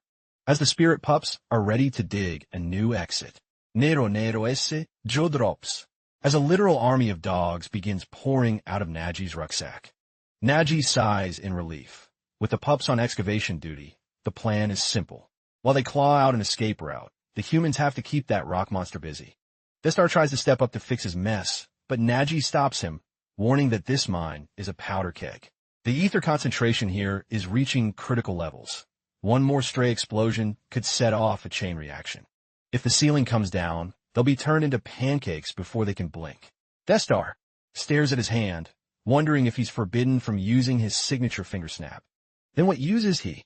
He feels like a total civilian. Nero steps forward with a fierce grin, declaring that this is her moment to finally shine in a real hunt. She's been itching for a chance to prove her worth. She charges the Golem, shouting that she'll take the lead. Nagi yells for her to stay sharp. A physical brawler against a stone tank is a tactical disaster. She unleashes a flaming kick, her heel slamming into the monster's jaw, but her face instantly pales in pain. It's like kicking a mountain, and she nearly breaks her foot on impact. The Golem shifts its focus to the fleeing Death Star, while Nagi checks if the girl can still stand, desperately asking if she has any combat skills hidden up her sleeve. Nero admits that her only real stats are high athleticism and flexibility. Death Star shouts over his shoulder, reminding her for the 1000th time that gymnastics isn't a combat talent. He yells that she's famous across the battlefield for being the girl with 0 skills. Nagi winces, thinking that even a minor skill would give him something to work with. In this world, skills are the tools that let adventurers channel their talent, like Agnes's flames or Van's the finger. Death Star admits her raw physical stats are freakish, but she has no way to bypass armor. Nagi realizes that he has no choice but to use that forbidden sword technique again. The only blade he has that can withstand the pressure is the one he scavenged from the lich. The duo watches in awe as he draws the relic. Nines had said it was a solid find, and Stonemund had wondered if they should sell it. The knight had begged to keep it just because it looked cool on his hip. Agnesa, with her typical sharp tongue, had shut him down, pointing out the useless freeloader didn't deserve a high-rank relic. Stonemund had grumbled that he probably wouldn't even meet the stat requirements to swing it. Agnesa had turned to the group and proposed, but the blade rightfully belonged to Nagi. After all, his own gear had been turned to scrap metal protecting them. Nagi knows that even a low-tier relic is a godsend. This Blade of the Dead is light years ahead of the mass-produced junk he usually carries. If he can channel his intent through this relic, he can actually cleave through a golem's core. The catch is the cast time. His ultimate strike requires absolute focus and a massive amount of prep. He tells the duo to buy him every second they can. He has a way to end this. Nero tells him to trust her. She'll dance around his rock head all day. Nagi warns her that one mistake means a trip to the morgue. The girl blurs toward the golem. She knows she can't break its skin, but as the monster tries to squash her like a bug, she vaults over its massive hand and begins scaling its back, taunting that nobody on 2 legs or 4 can catch her when she's in the zone. The behemoth swings at its own shoulder to swat her off, its massive fist whistling past her ear, but she just smiles. Nagi begins to draw the relic, focusing on the moment of the quick draw, but the mana flow is turbulent. Nero slides down the monster's spine, performing a series of mid-air flips before landing gracefully on the dirt. The golem tilts its head, seemingly baffled by the tiny creature's erratic movements. Nero scoffs that if she couldn't handle this much, she'd have quit being an adventurer long ago. Death Star watches, worrying about his hot-headed friend, knowing she's getting reckless and impatient just like she did back in the war. He screams for the captain to hurry up before she gets flattened. Nagi gathers his spiritual energy into a single point, his hand steady as the ether begins to hum around the hilt. Nero narrowly evades a crushing stomp from the Guardian. She tells them not to sweat it, though the memories of the elite hunters mocking her for her uselessness still sting like a fresh wound. She's tired of being underestimated just because of her beastkin blood. She's going to prove she belongs at the top of the food chain, dodging every tectonic strike with breathtaking acrobatics. She vows to show the world what a talentless girl can really do. The blade clears the scabbard. Nagi's senses sharpen. It's that same transcendental state he felt during the boss fight. For a fleeting second, he feels as if he could slice through the very fabric of reality. Death Star suddenly shrieks for him to hold fire, calling out Nero's name and telling her to look behind her immediately. The girl freezes in shock, just as the shockwave of the protagonist strikes screams toward her. The air itself seems to rupture as the slash targets the monster, sending Nero flying back from the sheer atmospheric pressure. Nagi remains motionless in his follow-through stance, his footwork and blade perfectly aligned. The Godspeed draw cut narrowly misses the girl, its trajectory curving toward the golem's neck. The blow connects, shearing through the massive stone neck as if it were wet clay. A deafening explosion of dust and debris rocks the cavern. As the thick haze begins to settle, Destar stammers in awe, asking how he did that. Nagi just exhales, but the necromancer points toward the rubble. The protagonist tells him to keep his guard up, but Destar can't believe it, did we? Do we actually kill it? A memory of a fellow hunter flashes back. They said Nero tries harder than anyone. But in the world of monsters, hard work without talent is just a slow suicide. Imagine the nightmare of having her on your squad during a trial. Another girl scoffed, predicting she'd fail the exam instantly, since she was the only pathetic candidate without a single special skill to her name. They sneered, wondering why a beast woman would even dream of being an adventurer when she's clearly born to be an errand girl. Besides, she's a black cat, nothing but a jinx. Nero slumped against a jagged rock, her breath coming in ragged, painful gasps. Destar rushed over, asking if she was still in one piece. She gave a weak nod, but her eyes were wide with shock, wondering if the captain had truly just pulverized the golem. Nagi shook his head grimly, admitting he had failed to finish the job. At the critical moment of the draw, his concentration flickered. Through the swirling dust, the golem loomed once more, a horrific gouge torn into its rocky shoulder. Nagi cursed his missed opportunity. The Titan's 3 eyes locked onto the group with murderous intent. Destar pointed out the obvious. She had stumbled into the captain's line of fire, throwing off his lethal aim. Nero's heart sank, tears welling up as she realized she had ruined their only shot at survival. She began to sob, but Destar cut her off, telling her that self-pity didn't suit her. Nagi hauled himself up, firmly stating that the fault was his alone for losing his nerve. He realized his secret technique was still a work in progress, and that was the harsh truth. Had he truly mastered the sword, he could have curved the strike around her, but in his current battered state, he was still just a man struggling against a god-tier wall. The backlash hit him then, making it feel as if every bone in his body had been turned to glass. The golem didn't give him a second to breathe, winding up for a massive haymaker, igniting its core to unleash a localized burst of fire. The duo huddled together, realizing the monster was now officially in berserk mode. Nagi tried to shout a command, but a hail of jagged stones shredded the air, cutting him off mid-sentence. The creature unleashed its stone breath, a literal storm of tectonic projectiles. The shockwave sent the group tumbling backward, plunging them through the floor into an even deeper, darker abyss. The golem loomed over the edge of the pit, watching its prey fall. Nagi clawed his way out from under the rubble. He called out into the darkness to check for survivors. Van groaned that he was alive, but useless. Suddenly, the golem's hand shot down, closing the distance to Van Destar with terrifying speed. The necromancer could only let out a pathetic yelp of pure terror. Nero roared, telling the beast to keep its filthy hands off her teammates, charging forward with a pickaxe in each hand and slamming them into the monster's hide.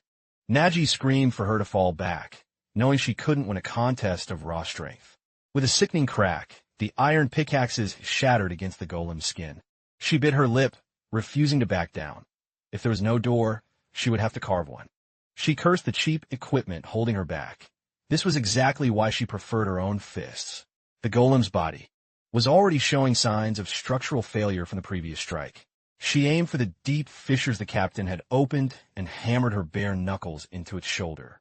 The girl's eyes burned with defiance. If one punch wasn't enough to break it, she'd hit it twice, and if 2 didn't do the trick, she'd strike 3 times, then 4. She chanted the words like a mantra, a rhythm of pure desperation. Her hands were becoming a bloody mess of torn skin and bruised bone, yet she refused to stop the assault. The golem actually recoiled, feeling the weight of her sheer, unadulterated will. Enraged by the stinging insect, it swatted her away with a backhanded blow. Nero slammed into the cavern wall with enough force to crater the stone, her vision swimming as rocks rained down on her. In the back of her mind, she remembered every comrade who had looked down on her, treating her like a burden to be carried. But she realized that whining about it wouldn't change the fact that they never truly saw her as an equal. Validation wouldn't be given. It had to be taken. Fawn could be a clown, but he had the power of explosions. The captain was a porter who could cleave a golem in half. She was tired of being the weak link in the chain. To stand beside them, she had to prove she was more than just a mascot. The golem's shadow loomed over her again. Destar screamed for her to move, to run, but she just stood her ground as the fist descended. She kept her chin up, staring death in the eye to prove her worth to herself. The strike connected with a deafening boom. The boys watched in horror, fearing the worst. Nagi, however, noticed something peculiar about her stance. It was a legendary phenomenon he had witnessed only a handful of times while following high-rank heroes. The rarest level-up an adventurer can experience. The Monument of Enlightenment. Nero began to glow with a divine, golden radiance as the fist hit. She felt time slow to a crawl, her eyes drifting shut. In her mind's eye, she stood before a vast, infinite ocean, wondering where she had gone. Since a heartbeat ago, she was under the heel of a monster, struggling to comprehend this sudden transition. Then a thunderous voice echoed. "You who have sought strength through blood and grit, I shall bestow upon you my legacy." The spirit of the ancient brawler, the gladiator Galactus, stood before her. With this gift, she was commanded to hunt the shadows and conquer the depths, becoming the shield that her world so desperately needed. For the gifted, this is called a breakthrough. For the rest, it's a miracle. Nagi had never felt it, but he knew that those who refuse to stay down are the ones who change the world. Nero's fingers curled into a fist that thrummed with raw power. Igniting her newly awakened special skill, Shockwave, she blurred forward, slamming her fist into the golem's head and detonating its stone skull instantly. The behemoth stood frozen in shock as its heavy chest imploded, riddled with 4 massive holes from her Naya punch. The golem let out one final, tectonic roar before its entire body began to collapse. Van and Nagi could only stare in wide-eyed amazement. The Guardian finally shattered into harmless pebbles. Nero looked at her glowing fists, a wild grin spreading across her face as she felt her new power. Special skills are the innate blueprints of a hero, growing as they climb the ranks and enhancing their physical limits. But the Monument of Enlightenment is a rare evolution that grants unique, game-changing abilities. For instance, Stonemund had achieved his Wisdom of the Elder through a similar trial. It granted him the path of a stone mage, specializing in earth-based defense. But had he connected with a different spirit, he might have been a master of the forest instead. These skills define the soul. The spirit pups finished clearing the rubble from the blocked path. Nero stepped forward, telling everyone to stand back. As she prepared to clear the remaining debris with her bare hands, her fist crackling with energy, she unleashed a Naya fist rush, the shockwaves turning the boulders into sand. The pups barked in awe, and Nero cheered, realizing her new skill was absolutely broken. But then the world tilted, and she staggered, muttering that she felt like she'd just stepped off a merry-go-round. Nagi caught her, explaining that she was suffering from ether depletion, the price of using such high-tier power. Ether is the fuel for an adventurer's soul. The fact that she could use that skill twice before collapsing proves her latent potential. Nero bragged to Van about her incredible talent, basking in the glow of victory. However, her celebration was cut short by a sudden, eerie light. Van Destar blinked, wondering what was glowing in his palm, as a strange orb had just drifted out of the golem's remains. Nagi gasped, identifying it as a soul resonance. He'd never seen a necromancer in person, but legend said. He explains that necromancers can harvest the souls of fallen monsters that align with their spectral affinity. Van recalls hearing rumors of this power back at a training camp. Realizing the orb is rightfully his, he crushes the essence in his palm. The phantom energy surges into his body, and he gasps as he feels the cold, raw power fusing with his own nervous system. His innate talent was precision craft, but by binding the spirit of the Yellowstone golem to his soul, he suddenly intuitively understands how to manifest its tectonic strength. He channels the soul impression down his arm, concentrating the entire weight of the golem into his hand. Then, he initiates the thumb invocation. Unleashing his new necromancy skill, Rise, the ground tremors as the golem begins to reconstruct itself from the lingering dust and smoke, manifesting as a colossal, sentient extension of Van's own thumb.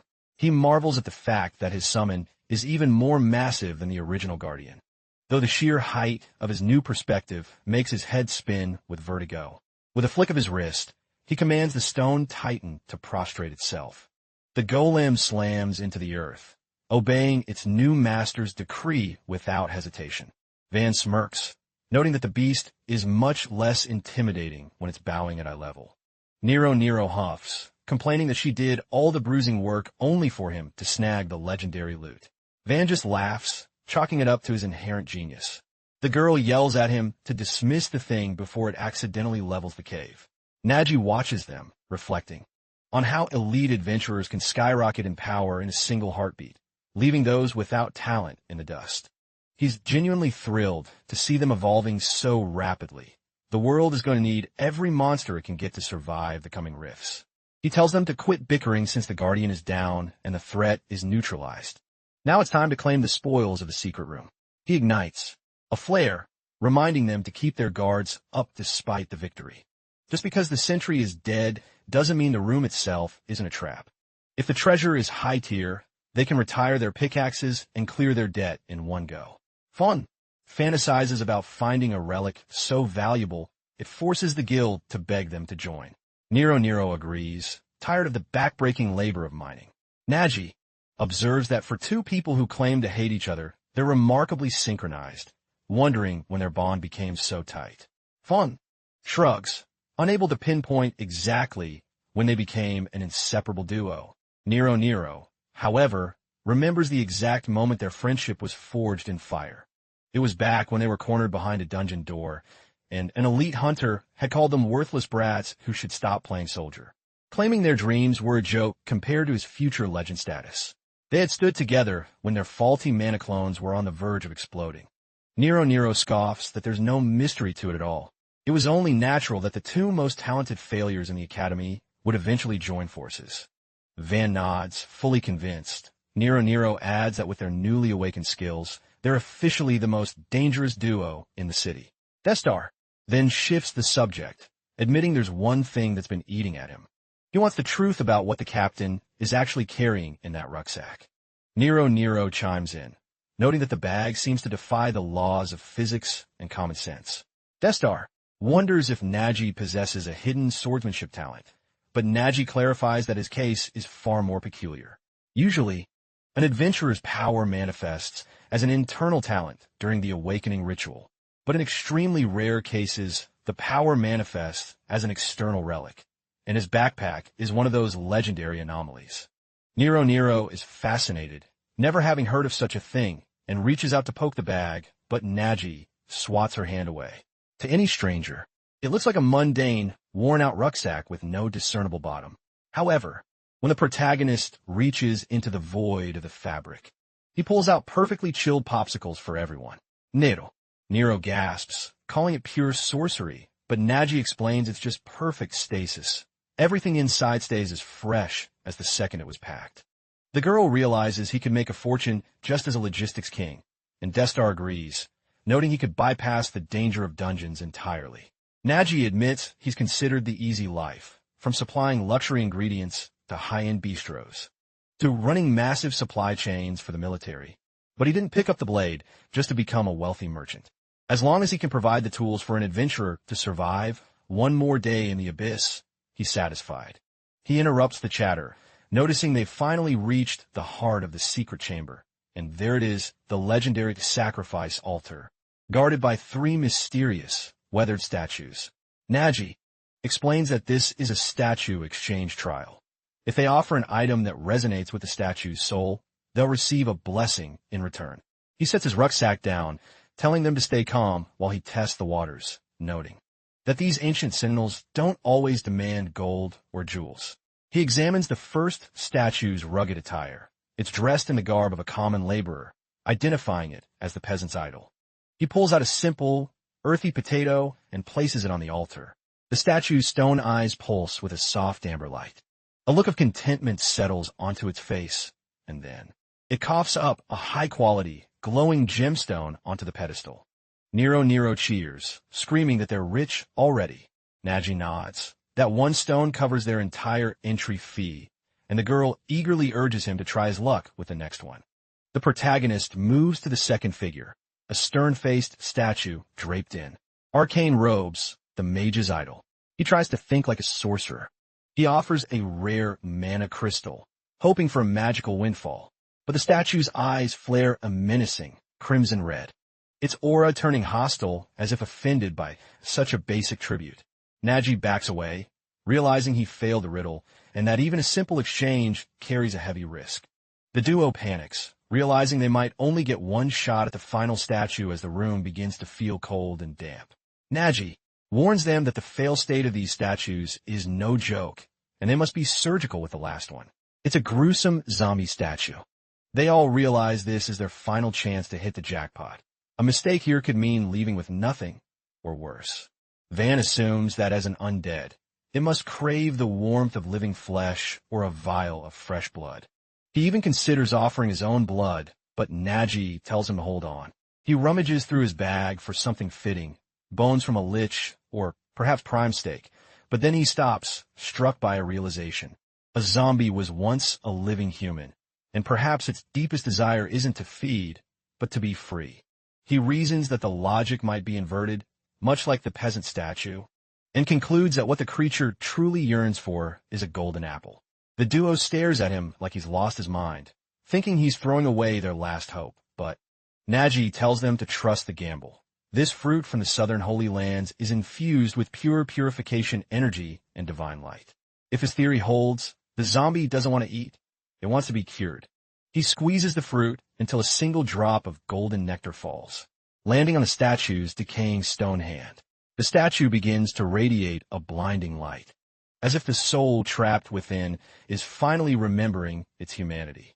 A divine aura floods the cavern around the stunned protagonist. He tells them to watch closely. The curse is being lifted right before their eyes, and the hideous stone zombie is shedding its outer shell, transforming into its true, hidden form. It morphs into the regal figure of an ancient king, and the duo cheers, hailing Nagi as the ultimate strategist. The kingly statue bows and presents a magnificent velvet-lined box. Nagi and his companions are frozen in awe as the chest unlatches itself, bathing the room in an ethereal, golden brilliance. Nagi gasps. It isn't just gold. It's a hero-grade relic. Sometime later, back at the Twilight Wind headquarters, and weighs a massive sack of gold coins, impressed that they actually managed to scavenge such a fortune. The duo brags that it was a walk in the park for elite geniuses and demands their membership badges immediately. Fawn admits that the journey was quite the roller coaster, to be honest. He confesses he initially thought and was just being a bully, but now he sees the method to her madness. She forced them into the field to trigger their growth, and they even awakened god-tier skills because of her test, and just blinks at them, speechless, wondering how these two idiots managed to fail upwards so spectacularly. But a win is a win. She smirks, realizing she'll be the one reaping the rewards of their hard work now. Inside the bustling Adventurers Guild Hall, a girl with twitching cat ears approaches the counter with a radiant smile. She bounces right up to Petra, the guild's sharp-eyed inspector. Petra looks up and freezes, instantly recognizing the group's sudden return. Noting that Van, Nero, and Nagi are all sporting the prestigious Twilight Wind emblem, she offers a warm congratulation on their official recruitment. Nero boasts that there's no wall they can't break with their skills, while Van adds that the Twilight Wind obviously has elite taste. The cat girl leans in and whispers to Petra. They hit the jackpot at the bottom of the mine, survived a bread pop explosion, outplayed a golem, and now they're here to appraise the legendary loot. Petra's eyes go wide, admitting that their survival alone is a miracle. Nagi cuts through the bragging, focusing on the mission. He wants to know if the guild's master appraiser is on duty. Nero steps aside as the protagonist moves to the center, revealing the glowing martial artist relic. Petra gasped, asking if such a treasure really came from a lowly mining dungeon. She tells them their luck is bordering on the divine for finding a secret room, offering to perform a preliminary scan herself. Fawn is already counting the gold in his head, suggesting they flip it immediately, But Nero isn't having it. She declares it's their first true trophy from a hunt, and selling such a soul-bound treasure will be a crime against adventurers. Back in the cave, Van was screaming about their lucky find, eyes spinning at the sheer power radiating from the artifact. He was desperate to know its price tag, while Nero wondered if it was worth more than a mountain of emeralds. Nagi just sighed, wondering if these two idiots would ever understand the weight of a relic. He explained that relics aren't just loot, they're soul-linked gear that transcends the physical realm, and this one was perfectly attuned to a martial artist.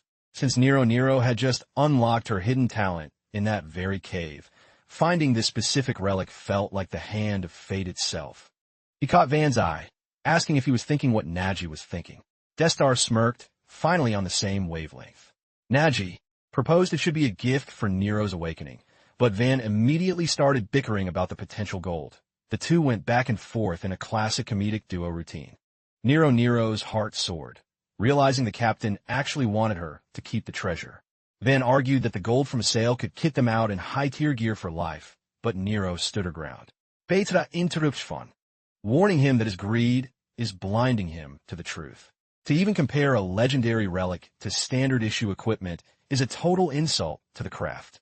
Relics are the soul of the journey and the ultimate key to conquering S-rank depths, each one a unique miracle with its own sentient power. Their true potential only awakens when they sync with an adventurer's ether. A single, perfectly matched relic can elevate a hunter's power to a completely different dimension. The duo finally realizes why thousands of hunters throw their lives away searching for these artifacts. Nagi silently agrees with Petra's assessment. The top-ranking high rankers are usually walking armories, draped in relics from head to toe. But he can't help but feel the irony. The rise of these god-tier relics has made specialized skill equipment like his backpack look like ancient relics of a forgotten past. No matter how convenient a skill is, most people in this world would trade it for a powerful relic in a heartbeat. Petra centers herself, activating her explorer's eye talent to peel back the relic secrets. She begins transcribing the chaotic energy of the artifact into readable data. As the evaluation reaches its peak, the outer stone shell of the relic begins to shatter, undergoing a dramatic metamorphosis into its true form. It reveals itself as a rare-rank mimic spirit, designed to duplicate and amplify the user's primary skill. The relic, now shaped like a crystalline cat, lets out a ghostly meow that echoes through the guild. It dissolves into a misty blue aura, swirling around Nero before diving deep into her ether core. Nero gasps as she feels the power click into place. Petra congratulates her on the successful bond, noting that the resonance between her and the spirit is nearly perfect. Nero is dazed by the sensation. The inspector explains that in the world of high-tier loot, the owner doesn't choose the relic. Rather, the relic judges the soul of the warrior and chooses its own master. Nero sticks her tongue out at Van, bragging that she's been chosen. But Destar squints at the captain, realizing Nagi's own blade carries a heavy, familiar scent of ancient power. Nagi admits he scavenged a relic in the graveyard dungeon, though it was practically a piece of junk when he found it. He notes that repairing a soul-damaged relic is a nightmare that most smiths won't even touch. Petra is horrified by the damage, asking what he could have possibly hit. Nagi shrugs, saying he just swung it once. Van interjects, saying the idiot overextended, though secretly he knows that single swing changed everything. Petra stares at the blade, realizing this man literally split a C-rank golem in two. This was a Hades-class black iron relic, and Nagi put so much raw force into one strike that he nearly melted the metal.